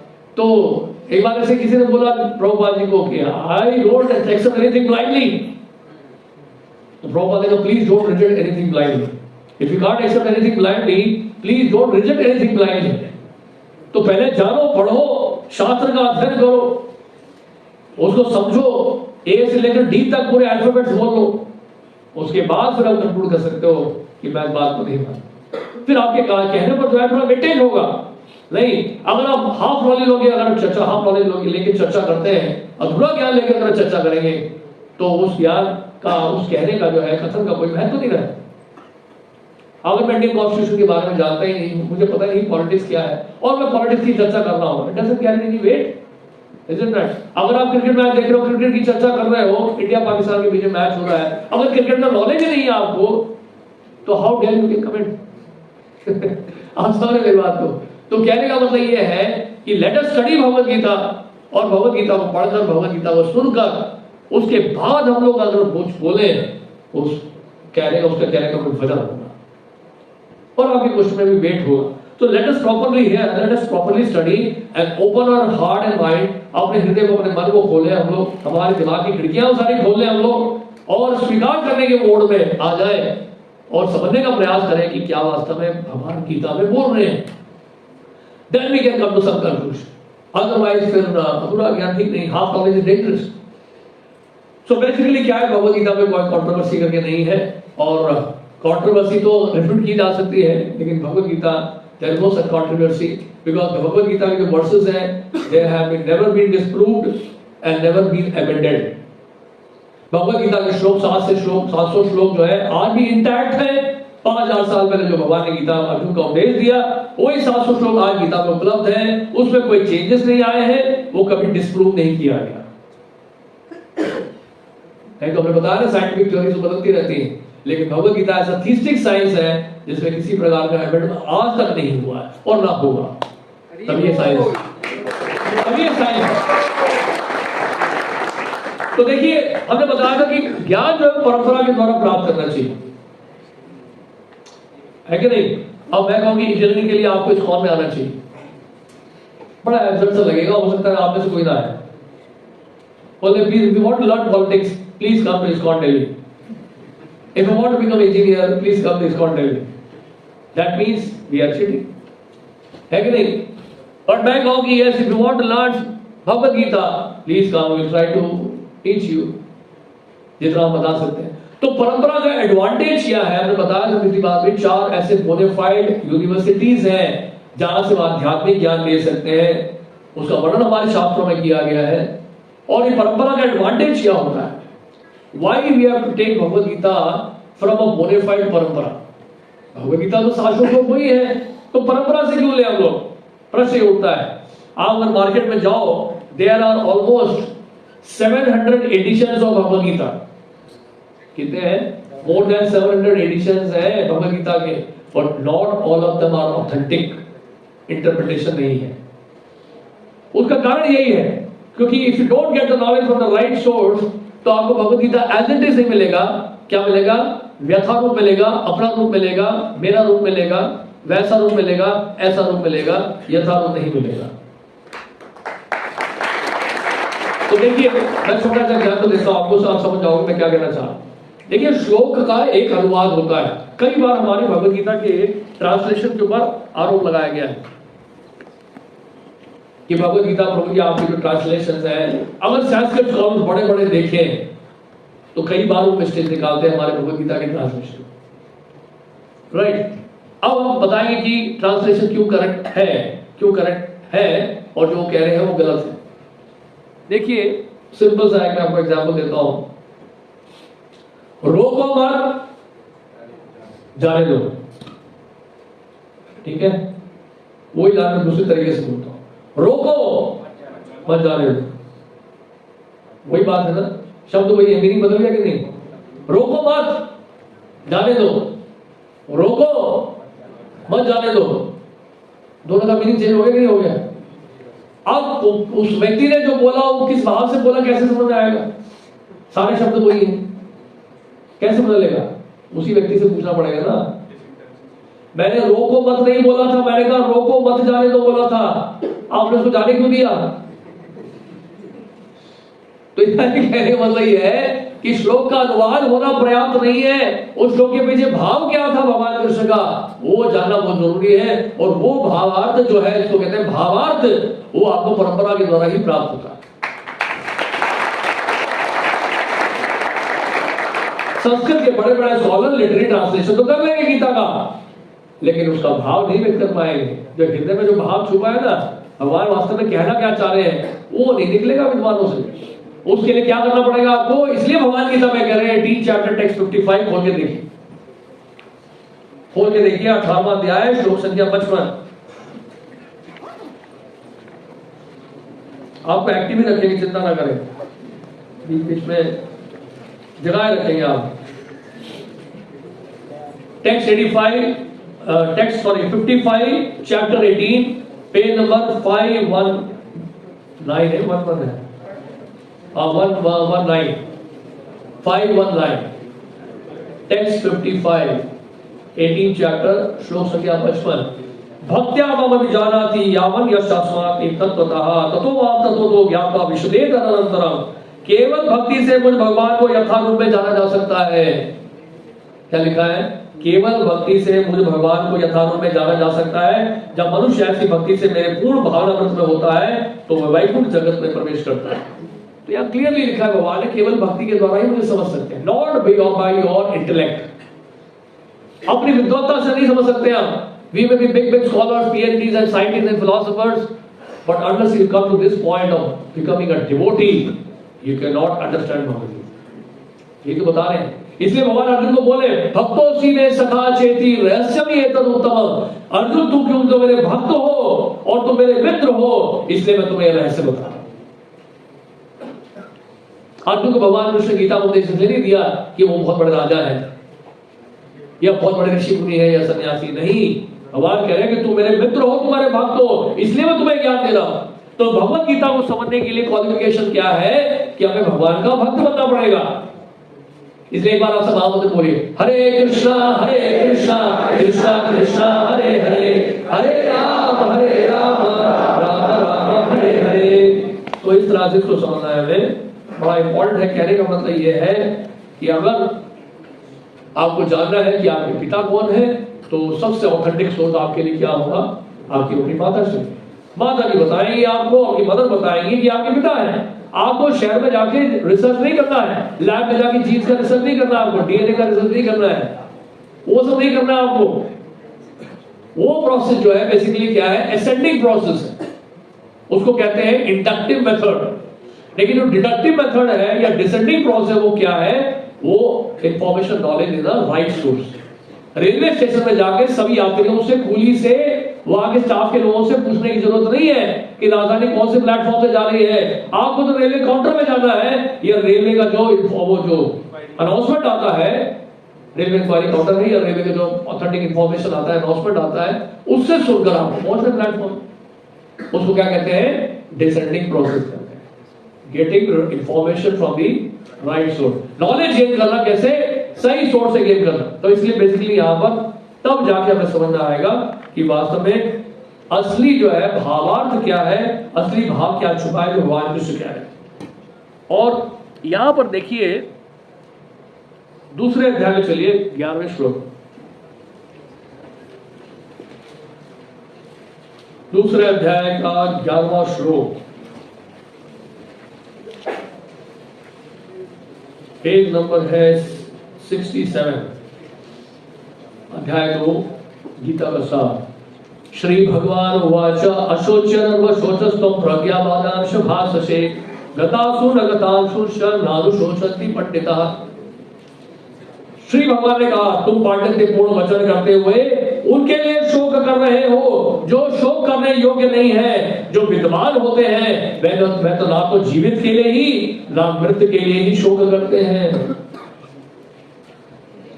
क्या वो जो है भगवान जो है अर्जुन को प्रताड़ित कर रहे हैं, क्योंकि अर्जुन कंफ्यूज हो गए थे। अर्जुन जो है कंफ्यूज हो गए थे और भगवान कृष्ण ने प्रताड़ित किया। कि पहले अध्याय में अर्जुन तर्क ही कर रहे थे, युद्ध नहीं करने के लिए तर्क कर रहे थे वो, लेकिन तर्क करते करते वो इतने कंफ्यूज हो गए क्या उन्होंने सबमिट कर दिया।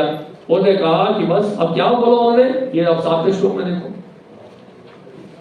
7वां श्लोक देखिए, कार्पण्य दोष बहत स्वभाव पृच्छामि त्वां सर्वधर्मूर सपूर्ण चेतः यश्रेयास्या निशितम ब्रूहितम में शिष्यतम शालिमान त्वां प्रपन्नम। अब मैं अपनी कृपा दुर्बलता के कारण अपना कर्तव्य भूल गया हूँ और सारा धैर्य खो चुका हूँ। ऐसी अवस्था में मैं आपसे पूछ रहा हूँ कि जो मेरे लिए श्रेष्ठ हो उसे निश्चित रूप से बताएं। अब मैं आपका शिष्य हूँ और आपके शरणागत हूँ, कृपया मुझे उपदेश दें।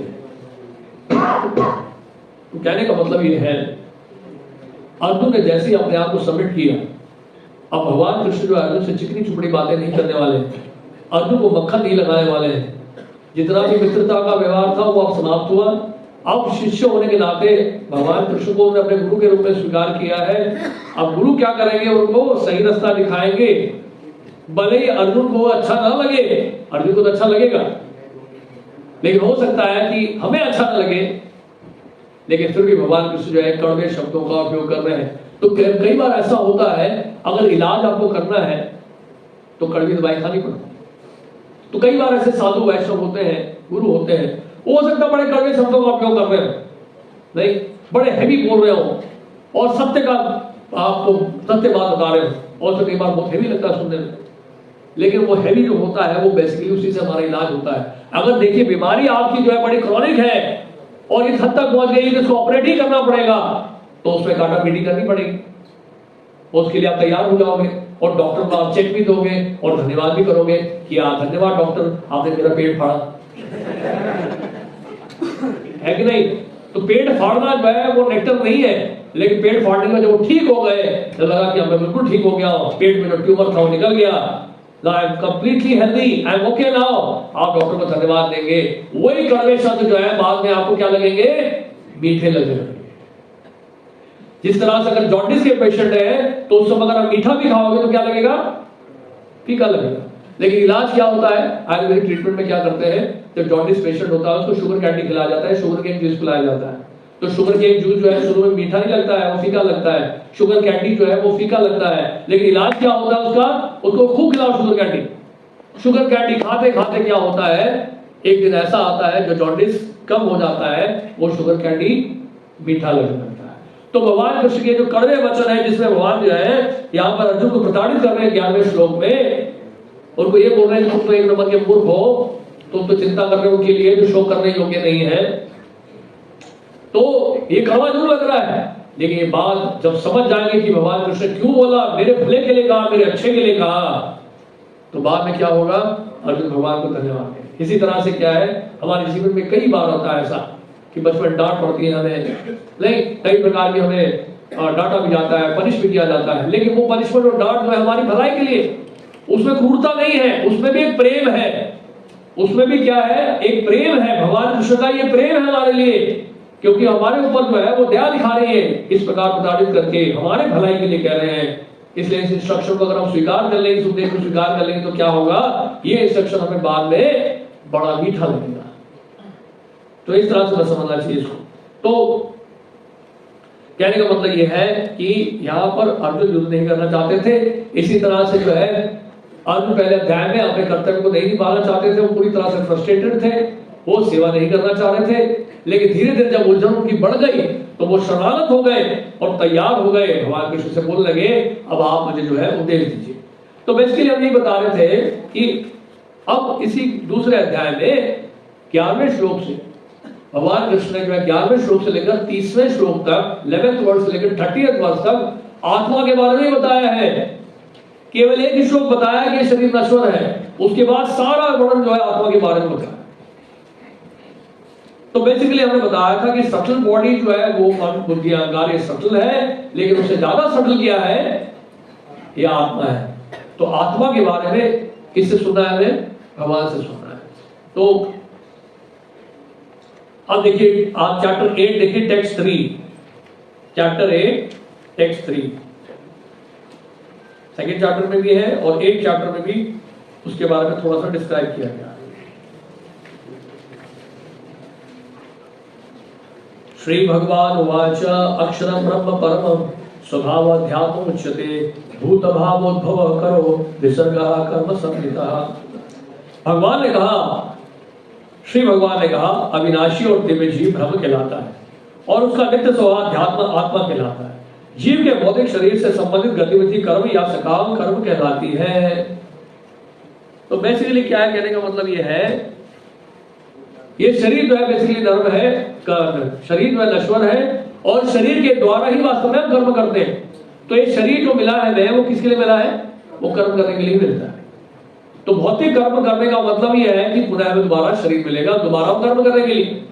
तो ये कर्म का ही एक्सटेंशन है जिसके कारण हमें भौतिक शरीर, भौतिक देह प्राप्त होता है। लेकिन जहां तक आत्मा की बात है, आत्मा जो है उसका स्वरूप बताया गया है, गुण बताया गया है, वो क्या है? सच्चित आनंद। क्या है?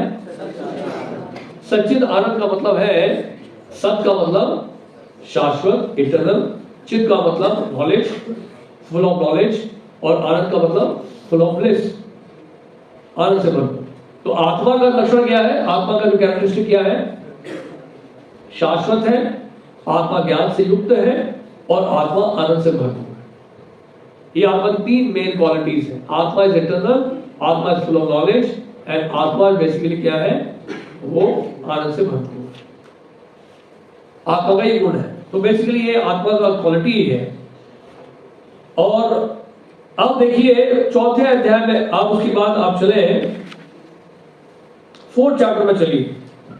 नहीं, ये आगे लेंगे हम लोग, अभी हम लोग आगे, हाँ 4th चैप्टर, सॉरी, यहाँ पे सेकेंड चैप्टर में ही टेक्स्ट 12 देखिए। Second chapter text 12। न त्वेहं जातुना शब्दात्वं नेमे जनाधिपः न चैव न भविष्यामः सर्वे वयम् अतः परम्। बड़े ध्यान से सुनिएगा। ऐसा कभी नहीं हुआ कि मैं ना रहा हूं और या तुम ना रहे हो, अथवा ये समस्त राजा ना रहे हो, और ऐसा है कि भविष्य में हम लोग नहीं रहे। इसका मतलब क्या है? कई लोग बोलते हैं ना ऐसे, कई बार लोग बोलते हैं आत्मा परमात्मा में लीन होगी। तो लीन होने का कोई कंसेप्ट ही नहीं है भगवत गीता में। भगवान कह रहे हैं पहले मैं भी था, तुम भी थे, और भविष्य में भी तुम रहोगे, मैं भी रहूंगा। कहने का मतलब है हमारा अपना व्यक्तित्व, हमारी इंडिविजुअलिटी हमेशा के लिए बनी रहेगी, मुक्त होने पर भी। अगर आप शरीर से मुक्त भी हो जाते हैं तब भी आत्मा का अपना इंडिविजुअल एग्जिस्टेंस बना रहता है। भगवान क्लियरली बता रहे हैं यहाँ पर, क्या बता रहे हैं? ऐसा कभी नहीं हुआ कि मैं ना रहा हूं और तुम ना रहे हो, अथवा ये समस्त राजा ना रहे हो, और ना ऐसा है कि भविष्य में अब हम लोग नहीं रहेंगे, भविष्य में भी हम लोग रहेंगे। और यही बात आप देखिए चौथे अध्याय के चौथे श्लोक में दिया गया है। अब निकालिए 4th chapter 4th verse, 4th chapter 4th verse. Arjuna ने प्रश्न पूछा ये, क्योंकि भगवान कृष्ण ने क्या कहा? मैंने ये भगवत गीता का ज्ञान सूर्य देव विश्वान को दिया था सबसे पहले, केवल 5000 साल पहले नहीं। भगवान कृष्ण कह रहे हैं मैंने सूर्य देव विश्वान को दिया था। सूर्य देवता जो है उनका नाम विवस्वान है, उनको मैंने दिया था। कब दिया था? 12 करोड़ साल पहले। अब अर्जुन कंफ्यूज हो गए। अर्जुन ने सोचा कि भाई ये तो हम तो एक साथ ही रहे, एक साथ खाए पिए उठे बैठे हैं, पर ये क्या बोल रहे हैं कि उन्होंने सूर्य देव विश्वान को दिया था, वो भी आज से 12 करोड़ साल पहले। तो इसलिए अर्जुन कंफ्यूज होकर पूछ रहे हैं। क्या पूछ रहे हैं? इसलिए पूछ रहे हैं हमारा कंफ्यूजन दूर करने के लिए।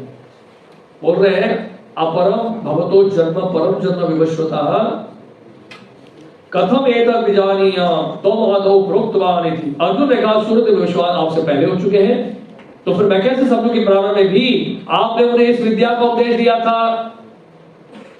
वो तो पहले हो चुके हैं, तो मैं कैसे मालूं कि आप लोगों को पहले दिया था?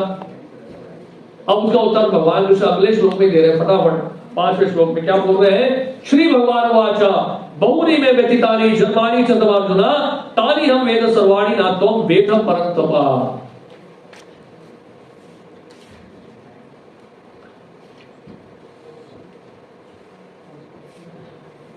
आप समझ रहे? अर्जुन ने कहा सूर्य देव विश्वान, भगवान कृष्ण क्या कह रहे हैं? श्री भगवान ने कहा तुम्हारे तथा मेरे अनेकानेक जन्म हो चुके हैं, तुम्हारे तथा मेरे अनेकानेक जन्म हो चुके हैं, मुझे तो उन सब का स्मरण है, किंतु हे परंतप तुम्हें उनका स्मरण नहीं रह सकता। यहां भगवान ने क्लियरली डिस्टिंक्शन दे दिया, क्या क्लियर बता दिया डिफरेंस क्या है मुझ में और तुम में। भगवान कह रहे हैं मुझे सभी जन्मों का याद है, तुम्हें याद नहीं है, तुमने पिछले हफ्ते क्या खाया, तुम्हें तो ये भी याद नहीं है पिछले हफ्ते तुमने कौन से कपड़े पहने थे, पिछले हफ्ते कहां थे तुम, किससे बात कर रहे थे उस समय, दिमाग चलाओगे वो कौन खा, मैं किससे मिल रहा था नहीं। तो कहने का मतलब यह है कि हमारी याददाश्त तो कितनी कमजोर है, इसी जीवन का ही हमें कुछ याद नहीं रहता प्रॉपरली, और कई जन्मों का कैसे याद रहेगा। तो भगवान बता रहे हैं कि तुम में और मुझ में क्या है, सबसे बड़ा अंतर क्या है कि हम जीवात्माओं में, हम सब में भूलने की प्रवृत्ति है, there is a tendency to forget, लेकिन भगवान कभी नहीं भूलते हैं। तो इसलिए क्लियरली बताया हमें कि भगवान बोल रहे हैं मैं भूलता नहीं हूं, मुझे याद रहता है। तो यहां पर यह बताया, देखिए अब अगले श्लोक में देखिए, जो अगला श्लोक में देने वाला है, दूसरे अध्याय का 22वां श्लोक निकाल लीजिए, दूसरे अध्याय का 22वां श्लोक।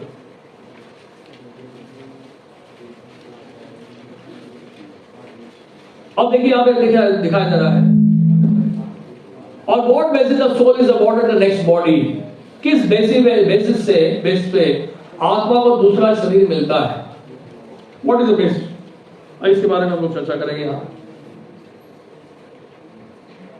यम्यम भावी स्वर्ण भावम त्यजेते अन्ते कलेवरम तम तमेवेति कौन्तेय सदा तद्भाव भाविता। 8वां अध्याय 6वां श्लोक देख लीजिए, गीता में खोल के देख लीजिए, 8वां अध्याय 6वां श्लोक। हे कुंती पुत्र, शरीर त्यागते समय मनुष्य जिस भाव का स्मरण करता है वह उस भाव को निश्चित रूप से प्राप्त होता है। तो यानी कि क्या होगा, अंत काल में त्यागते समय, शरीर त्यागते समय जिसका स्मरण आप कर रहे होंगे, जहां आपका मन लगा होगा, जिससे आपको आसक्ति होगी, जिसका आप चिंतन मनन कर रहे होंगे, उस तरह का शरीर आपको मिलता है। ये भगवान गीता में। और क्या बता रहे हैं, तो कहने का मतलब है कि अगर कोई भगवान के बनाए हुए जो नियम हैं, जैसे स्टेट के लॉज होते हैं ना, गवर्नमेंट के लॉज होते होते हैं, तो उसको ब्रेक करने से क्या होता है, आपको राष्ट्रपति भवन में जगह मिलती है, नहीं जेल में जाना। तो इसी तरह से नेचर के भी लॉज हैं जो कंट्रोल किया भगवान ने। तो when one ignores God's laws and engages in sinful activities with his impure mind and senses, then one glides down to animal bodies. तो पाप कार्यों में लिप्त होने से क्या होता है, फिर हमें मनुष्य शरीर दोबारा नहीं मिलेगा। देखिए, तो पशु जैसा कार्य करेंगे तो पशु का शरीर मिलेगा, सूअर की तरह काम करेंगे तो सूअर का तरह मिलेगा। ठीक है, तो मनुष्य जीवन हमें जो बुद्धि मिली है, डिस्क्रिमिनेट करने के लिए मिली है कि क्या सही है क्या गलत है, ये जिम्मेदारी का जीवन है, ये मनुष्य जीवन। अगर आप सड़क पे जाते हैं तो वहां जानवरों के लिए सिग्नल नहीं होता है। अगर वहां गाय बैल अगर निकल रही होगी सड़क में, स्टॉप लाइट में नहीं रुक रही होगी, तो ट्रैफिक पुलिस चलान नहीं करेगा उसको। किसको चलान करेगा, मनुष्यों के लिए। लॉ किस लिए बन रहे हैं, मनुष्यों के लिए। क्यों, क्योंकि हमारा जीवन जो है वो रिस्पॉन्सिबल लाइफ है, जीवन मनुष्य का जीवन जो है जिम्मेदारी का जीवन है। अगर हम पाप कार्यों में लिप्त होंगे, ये पाप कार्य है, ब्रॉड कैटेगरीज है, डिटेल बहुत सारे हैं, लेकिन ये 4 ब्रॉड कैटेगरीज है पाप के, meat eating, gambling, intoxication, illicit sex. ऐसा करने से क्या होगा, one will degrade to lower forms। फिर हमें वो भौतिक शरीर मिल तो जाएगा लेकिन मनुष्य का नहीं मिलेगा, क्योंकि पशुओं के लिए ये सारे नियम है नहीं, उनके ऊपर लॉस अप्लाई नहीं होते, राइट। वो तो पिछले जन्म का कर्म है, उसका फल भुगत रहे बस, उनके लिए कोई नए लॉस है नहीं, राइट। अगर दो कुत्ते, अगर कुत्ते सड़क पे सेक्स भी कर रहे हैं तो पुलिस नहीं पकड़ेगी, कोई चिल्लाएगा नहीं, वो ओपनली फ्रीली कर सकते हैं। लेकिन मनुष्य ऐसा करेंगे तो 10 लोग 100 लोग देखेंगे ये क्या हो रहा है, what is this nonsense going on, नहीं। तो one will degrade to lower life forms. इसलिए यहां पर बताया है कि we are God's but we are not God. हम भगवान हैं लेकिन भगवान के हैं लेकिन भगवान नहीं है। आई एम अ टाइनी जीव, नॉट द अल्टीमेट गॉड। मैं भगवान नहीं, मैं क्षुद्र जीव हूं, भगवान का अंश हूं, पार्ट एंड पार्सल हूं, भगवान का सेवक हूं, मैं भगवान का सानिध्य, उनका संग छोड़कर इस संसार में आ रहा हूं बार बार कष्ट उठाने के लिए। अब समझ रहे? तो बेसिकली इस बात को हमें समझना है। तो अब दूसरे अध्याय के 22वें श्लोक में चलिए। वासांसि जीर्णानि यथा विहाय नवानि हृणाति नरोपराणि तथा शरीरानि विहाय जीर्णानि अन्यानि संयाति नवानि देहि।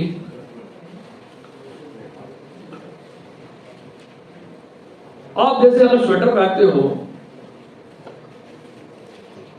है कि नहीं, तो आपका हाथ है ना, वैसे ही उसी तरह का आपका स्वेटर या जैकेट होता है।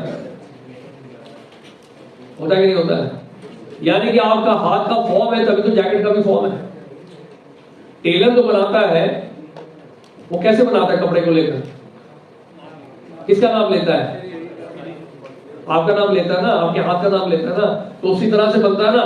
तो इसीलिए भगवान कृष्ण ने श्लोक में क्या बोला है, सुनिए, जिस प्रकार मनुष्य पुराने वस्त्रों को त्याग कर नए वस्त्र धारण करता है, उसी प्रकार आत्मा पुराने वस्त्र तथा व्यर्थ के शरीरों को त्याग कर नवीन भौतिक शरीर धारण करता है।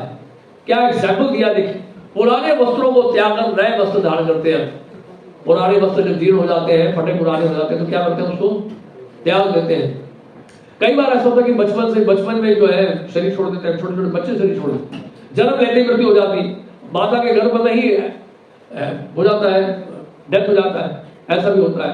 तो ऐसा समझेगा उस समय क्या है, उसको ऐसा समझे कि कपड़ा पुराना ही नहीं हुआ, बल्कि कपड़ा क्या हो गया, फट गया। कपड़ा जो है वो फट गया है, और फटने के कारण क्या हुआ है, बचपन में ही मृत्यु। तो कहने का मतलब ये है कि एक वह शरीर को जो है उसकी तुलना बेसिकली क्या की गई है, वस्त्र से की गई है। अगर हमारे हाथ का फॉर्म है तो इसके ऊपर जो ग्लव्स वगैरह लगाऊंगा उसका भी फॉर्म है। तो कहने का मतलब ये है क्योंकि सोल का फॉर्म है, इसलिए मैटर का भी फॉर्म डेवलप होता है। सोल का अगर फॉर्म नहीं होगा तो मैटर का फॉर्म डेवलप नहीं हो पाएगा। मैटर डेवलप तभी किया जा सकता है जब वो ऐसे व्यक्ति के द्वारा डेवलप किया गया हो जिसका फॉर्म हो। मानते नहीं मानते आप? अगर प्रोजेक्टर का फॉर्म है, इसको डेवलप करने वाला जो व्यक्ति, उसका फॉर्म होगा कि नहीं होगा, बताइए। ये कैमरा का फॉर्म है, इस कैमरा को बनाने वाले व्यक्ति का फॉर्म होगा कि नहीं होगा, बताइए। ये ऑडिटोरियम का फॉर्म है, इसका एक स्ट्रक्चर है, इसका एक आर्किटेक्ट है, इसका आर्किटेक्चर है, इसको बनाने वाला, डिजाइन करने वाला एक व्यक्ति होगा, उसका फॉर्म है, वो आर्किटेक्ट का फॉर्म होगा कि नहीं होगा, बताइए। इसी तरह से क्या है, ये समझना है क्योंकि सोल का फॉर्म है, इसलिए क्या है, जो सोल के ऊपर जो ड्रेस है हमारी बॉडी, उसका भी फॉर्म है। तो बेसिकली याद रखिएगा कि होलसेल से ही रिटेल आता है। क्या है? होलसेल से रिटेल आता है। तो इससे ये पता चलता है कि ना ही केवल आत्मा का फॉर्म है, आत्मा तो रिटेल है, होलसेल क्या है, भगवान है। क्योंकि भगवान का रूप है, भगवान का फॉर्म है, इसलिए आत्मा का भी फॉर्म है, क्योंकि होलसेल से रिटेल आता है। इसलिए बाइबल में लिखा हुआ है, man is made in image of God. बहुत ज्यादा डिस्क्रिप्शन है नहीं बाइबल में, लेकिन लिखा जरूर गया है। लेकिन हमारे शास्त्रों में गॉड का बहुत विविड और एलैबोरेट डिस्क्रिप्शन दिया गया है उनके रूप के बारे में। तो बेसिकली भगवान का अगर फॉर्म है विच इज लाइक होलसेल, तभी रिटेल भी है। होलसेल का फॉर्म है तो रिटेल का भी फॉर्म है, यानी सोल का फॉर्म है, तो that means God also has form. Form से फॉर्म आ सकता है, निराकार से साकार नहीं हो सकता है। तो कहने का मतलब है, आपके पिता का अगर फॉर्म था तभी बच्चे का फॉर्म है। आप ये नहीं बोल सकते कि मेरे दादाजी थे वो फॉर्मलेस थे। My grandfather was formless, my great grandfather was formless, only I got a form. वाह क्या बात।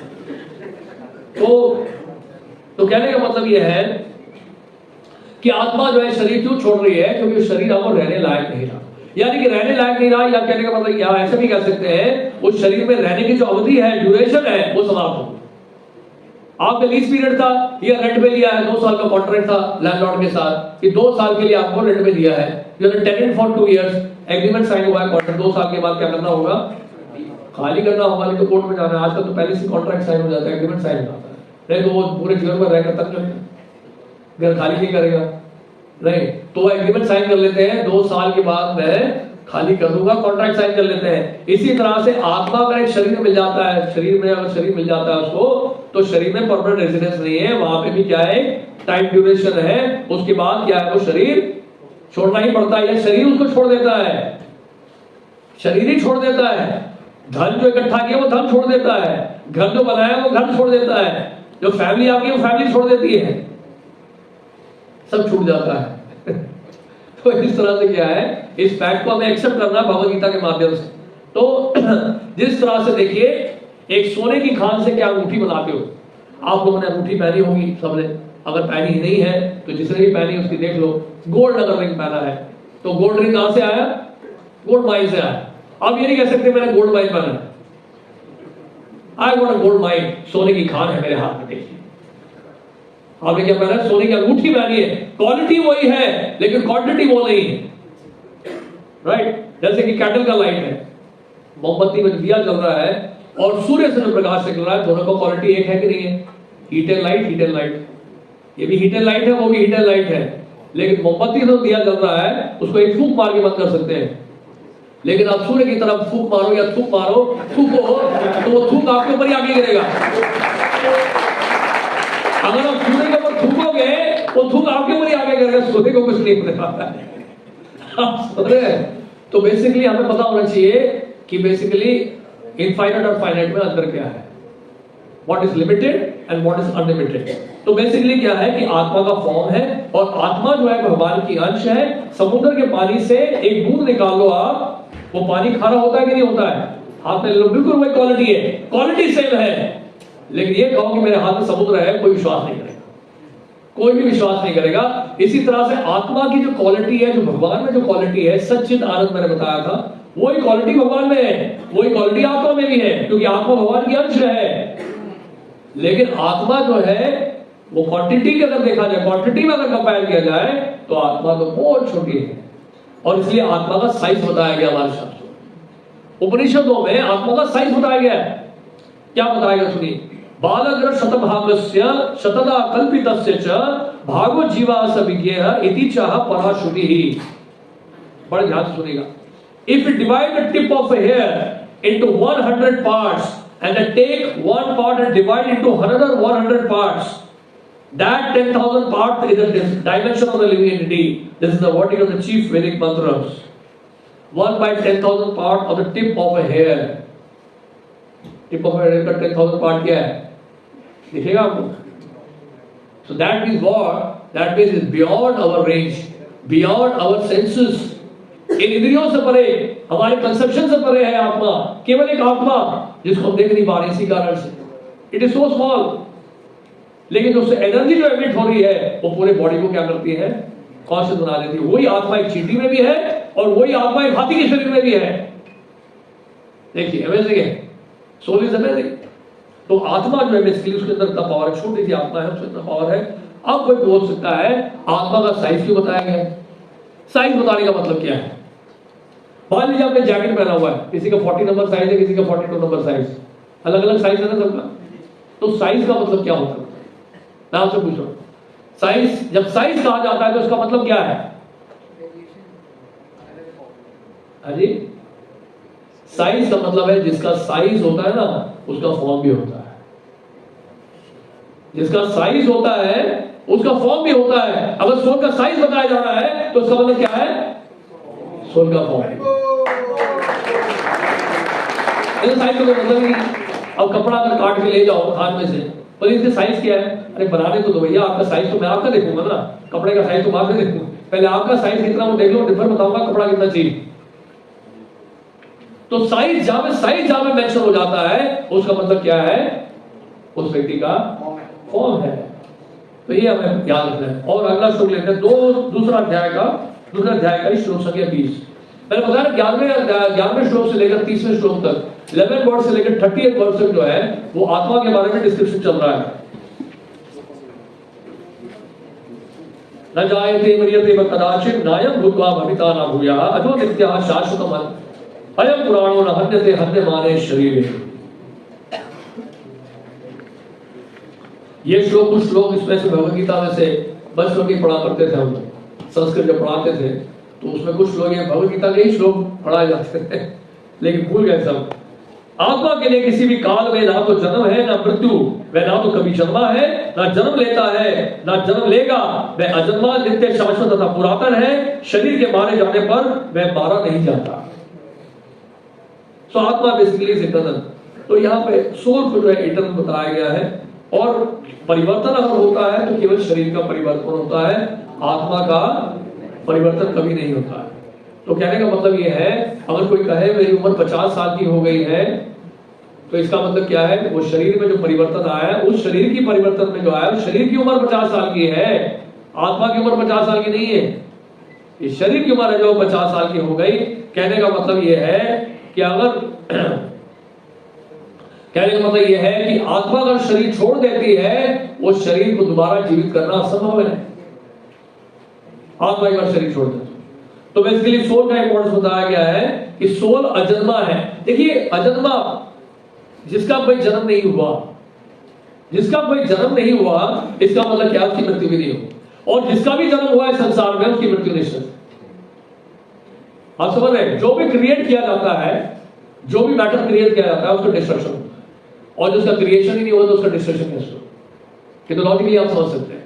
प्रॉब्लम क्या है कि हम लोग बचपन से अब तक जो है ऐसी वस्तुएं ही देख रहे हैं संसार में जो क्रिएट की गई है और जो डिस्ट्रॉय होती है, जिसका जन्म होता है, जिसका मरण होता है। हमारी आंखों के सामने यही घूम रहा है कि नहीं घूम रहा है? बचपन से क्रिएशन, डिस्ट्रक्शन, बर्थ, डेथ, यही हम देख रहे हैं। और आत्मा का बिल्कुल उल्टा है। आत्मा का बेसिकली क्वालिटी क्या है कि इसका कोई ना जन्म है ना कोई मृत्यु है। जन्म है ही तो मृत्यु कैसे होगी? तो बेसिकली क्या है, आत्मा इटर्नल है। ये कंसेप्शन को रियलाइज करना बड़ा मुश्किल है हमारे लिए, ये हमारे डायमेंशन से ही बाहर है। तो बेसिकली इसको हम लोग राइट सोर्स से सुनकर ही इसको स्वीकार कर सकते हैं। देखिए आज एक बच्चे के लिए अल्फाबेट सीखना कितना मुश्किल होता है, लेकिन बच्चा जब धीरे धीरे सीख जाता है तो समझ में आता है जो मैंने सीखा था वो सही है। तो कई सारी चीजें होती है हमारे कंसेप्शन से बाहर होती है, लेकिन एक समय के बाद जब एक्सपीरियंस गेन करते हैं, नॉलेज गेन करते हैं और उसको अप्लाई करते हैं अपने जीवन में, तब रियलाइज करते हैं कि ऐसा भी संभव हो सकता है। आप समझ रहे हैं? तो बेसिकली हम लोग तो सारी चीजें हमने इस जीवन में क्या देखी है, जन्म लेती हुई चीज देखी है, क्रिएशन देखा है, डिस्ट्रक्शन देखा है, लेकिन कभी हमने ये नहीं देखा कि कोई ऐसी भी चीज हो सकती है जिसका कभी जन्म ही नहीं हुआ, जिसका कोई कारण ही नहीं है, लेकिन आत्मा का कारण है। आत्मा के कारण क्या है?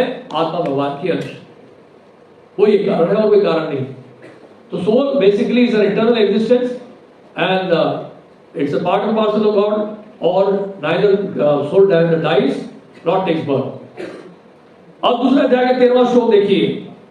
देहिनोस्मेन यथा देहे कौमारम यौवनम जरा तथा देहांतर प्राप्ति धीर सत्र न भूयति। 13वां श्लोक है, श्लोक संख्या 13। जिस प्रकार शरीरधारी आत्मा इस शरीर में बाल्यावस्था से तरुणावस्था में और वृद्धावस्था में निरंतर अग्रसर होता रहता है, इसी प्रकार मृत्यु होने पर आत्मा दूसरे शरीर में चला जाता है। धीर व्यक्ति ऐसे परिवर्तन से मोक्ष प्राप्त नहीं होता। तो बॉडी में चेंजेस तो आएंगे ही आएंगे, आपके कपड़े में चेंजेस आएगा, आपके घर में चेंजेस आएंगे, आपके मोबाइल में चेंजेस आएंगे, आपके खुद के चेहरे में चेंजेस आएगा, आपका नाम, एड्रेस, आपका मोबाइल नंबर, सब में चेंजेस आएगा, आपका आधार कार्ड बदल जाएगा, आपके सर के बाल उड़ जाएंगे, बाल पहले जो काले थे वो सफेद हो जाएंगे, दांत जो पहले 32 थे वो 25 हो जाएंगे, है कि नहीं? तो बॉडी में चेंजेस आएगा, मैटर चेंज होता है, इस शरीर में परिवर्तन होता है। Matter keeps on changing, body keeps on changing, right? Matter में हमेशा चेंजेस आते हैं। और धीर व्यक्ति जो बेसिकली वो जानता है कि ये जो चेंजेस आ रहे हैं इससे मुझे अटैच नहीं होना है। अगर आपको एक सेलर है जो आपको शर्ट बेच रहा है या टी शर्ट बेच रहा है, जैकेट बेच रहा है, वो पहले से आपको बता दे कि 2 साल के लिए चलेगा ये शर्ट आपका, कोई जल्दी बताते नहीं है, ऐसे सेल्समैन नहीं होते, वो तो यही बोलते हैं कि हाँ तो चलेगा, बहुत लंबा चलेगा, चिंता नहीं। कोई ये थोड़ा बोलेगा कि 2 साल के लिए चलेगा तो कोई खरीदेगा कुछ। लेकिन मान लीजिए आप 2 साल के लिए चलेगा बता दे कोई आपको, तो फिर आपका अटैचमेंट 2 साल तक ही रहेगा कि नहीं? पहले से माइंड में आपके सेट हो जाएगा ये कपड़ा 2 साल के लिए चलने वाला है, इससे अटैच होने का क्या है, राइट? तो इसी तरह से जो है हमारी बॉडी भी ऐसे ही है।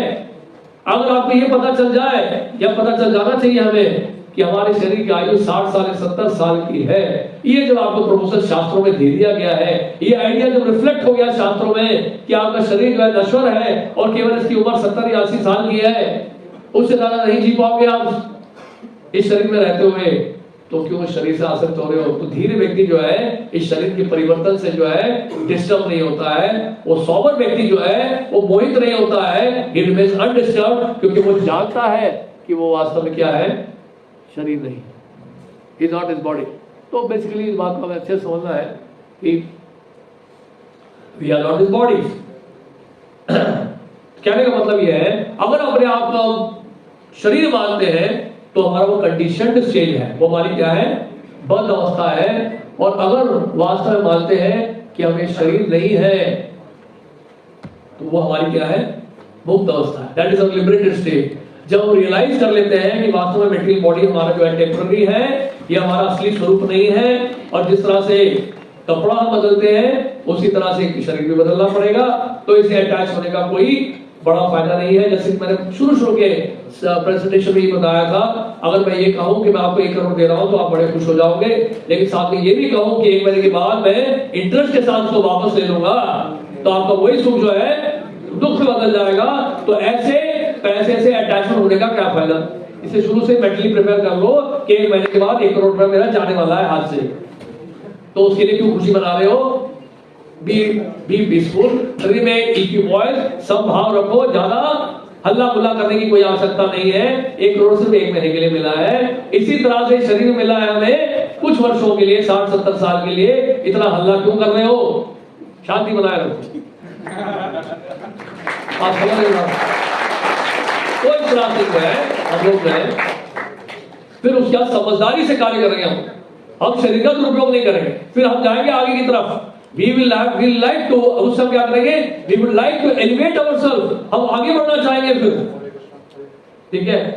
तो बेसिकली कहने का मतलब ये है, मुक्ति का मतलब ये है कि फ्री होना, अज्ञानता से फ्री होना। लेकिन याद रखिएगा, ये जानना पर्याप्त नहीं है कि मैं शरीर नहीं हूं, आत्मा हूं। मैं फिर से दोहरा रहा हूं, ये जानना पर्याप्त नहीं है कि मैं शरीर नहीं हूं, आत्मा हूं। गाड़ी अगर न्यूट्रल में डाल दी है वो पर्याप्त नहीं है, आपको फर्स्ट ईयर में तो लाना ही पड़ेगा। तो वो फर्स्ट ईयर क्या है? भगवान कृष्ण गीता में बता रहे हैं कि आत्मा का फंक्शन क्या है, वो जानना भी जरूरी है। आत्मा होने के नाते हमारा फंक्शन क्या, हमारी ड्यूटी क्या है, हमारी सेवा क्या है, वो भी भगवत गीता में भगवान ने बता दिया। वो आगे हम चर्चा करेंगे। तो बेसिकली क्या है, ये आत्मा के बारे में तो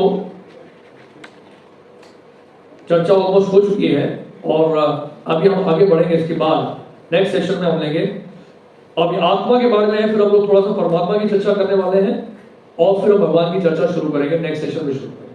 हरे कृष्ण, धन्यवाद आपका। कोई प्रश्न है? 1 क्वेश्चन, ज्यादा नहीं, लेट हो गया।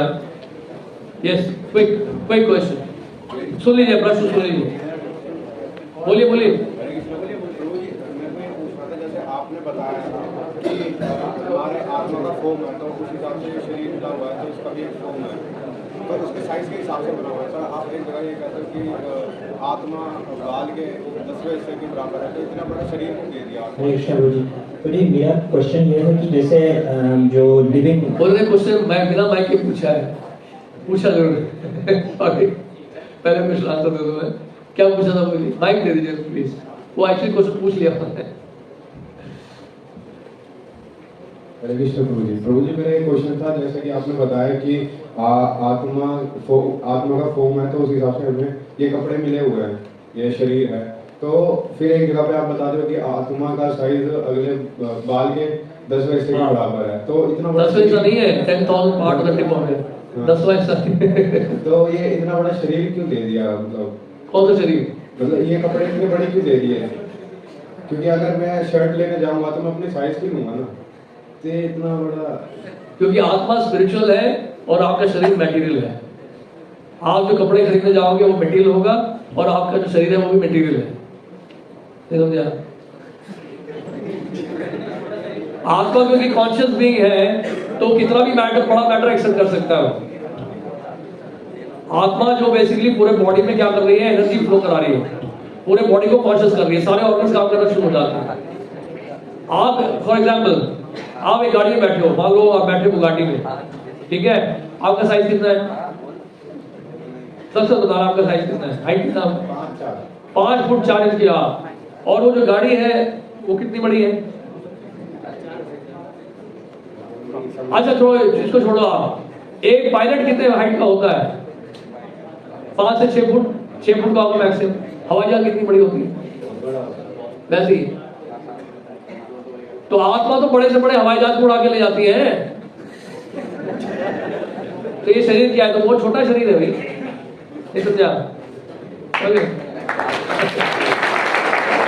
यस, लास्ट क्वेश्चन, एक क्वेश्चन और लेंगे क्योंकि समय हो गया है, टाइम तो हो गया। हरे कृष्ण। वो तो पीछे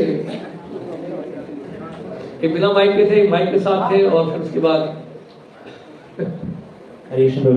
तो जी मेरा ये क्वेश्चन है कि जैसे लिविंग एंटिटीज जैसे स्पिरिट सोल्स है, तो मैं ये जानना चाहता हूँ कि जैसे बाकी मटेरियल क्रिएशन जो है, तो उसमें भी क्या मतलब कुछ सोल का कॉन्सेप्ट है? क्योंकि मैंने सुना है कि कुछ मतलब फिलोसॉफीज ऐसे हैं जिसमें बाकी जो मटेरियल क्रिएशन है उसमें भी सोल मतलब माना जाता है, तो ऐसा है क्या? और क्रिएशन में हाँ मतलब जो भी मतलब जैसे non living I am saying, मतलब स्पिरिट सोल्स क्या सिर्फ लिविंग में वो होते हम हैं? डिस्कस करेंगे। बेसिकली देखिए, जीवात्मा के बारे में गीता बताया, सर्वगा बताया गया। सर्वगा का मतलब यह है कि भौतिक शरीर में नहीं, जीवात्मा हर जगह है। and there are various forms, सिर्फ मटेरियल मनुष्य का शरीर ही नहीं है, जैसे पशु पक्षियों का शरीर है, कीड़े मकोड़ों का है, वायरस है, बैक्टीरिया है, बहुत सारे जीव जंतु तो हमें दिख ही नहीं रहे हैं। हमारे बॉडी को जानते हैं कितने वायरस अटैक करते रहते हैं हमेशा। अगर आपके ब्लड में ताकत ना हो तो आप बीमार पड़ जाओगे आप, है कि नहीं? अगर ब्लड में ताकत होगी तो बीमारी कम लगेगी आपको। बीमारी किसको लगती है ज्यादा? जिसके ब्लड की ताकत नहीं होती, जिसको किसी को आयरन की कमी है, किसी के आयरन की कमी होगी तो बार बार आपको ठंड लगेगी, बार बार बुखार होगा।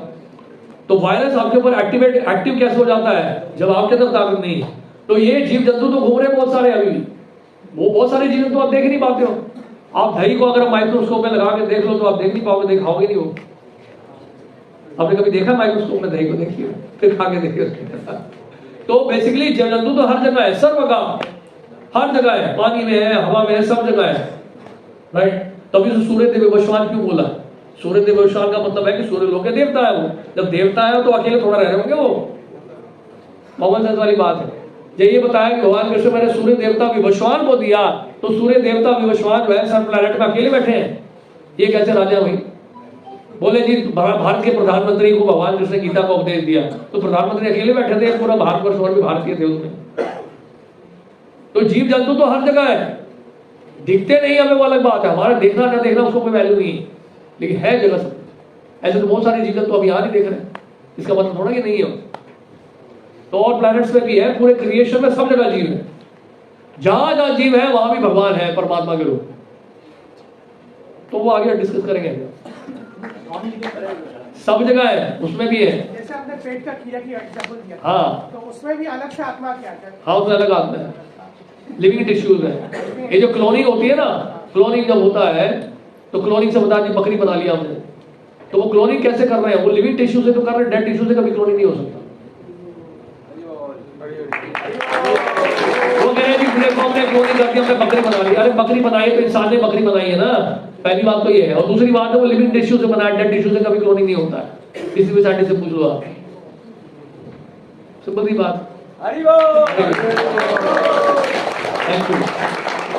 हरे कृष्णा। तो 3 बहुत महत्वपूर्ण अनाउंसमेंट्स हैं। पहला कि नेक्स्ट सेशन होगा 24 दिसंबर यानी नेक्स्ट सैटरडे को। तो आपके पास पूरा हफ्ता पड़ा है और पूरे हफ्ते में आपके लिए होमवर्क है कि आप भगवत गीता सोल के ऊपर जो टोटल 20 श्लोकास हैं, आई होप आपको पता चला होगा 11 से लेकर 30 2.11 से 2.30। तो ये श्लोक आप घर पे पढ़ के आइए। पढ़ने के लिए आपको गीता चाहिए होगी, जिनके पास गीता नहीं है बाहर टेबल पे रखी हुई है। तो ये दूसरा अनाउंसमेंट है, गीता जरूर लीजिए, जिसके पास गीता नहीं है बाहर टेबल से जरूर लीजिए। और तीसरा अनाउंसमेंट है, ये हम आपसे हेल्प मांग रहे हैं कि जो भी लोग हेल्प करना चाहते हैं इस प्रोग्राम में और लोगों को इनवाइट कर सकते हैं, तो प्लीज आपसे रिक्वेस्ट है, बाहर हमारे पास A3 A4 साइज के कुछ पैम्फलेट्स हैं जिसको स्कैन करके और आपके फ्रेंड्स लोग भी इस प्रोग्राम में आ सकते हैं। तो प्लीज आप हेल्प कर सकते हैं और लोगों तक इस भगवत गीता, इस बहुत महत्वपूर्ण संदेश को दीजिए और बाहर अपने वो पैम्फलेट जरूर लेके जाइए।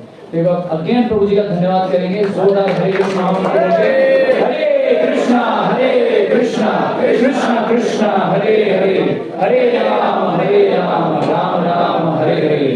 तो मिलेंगे 24 दिसंबर with a new topic but with the same speaker.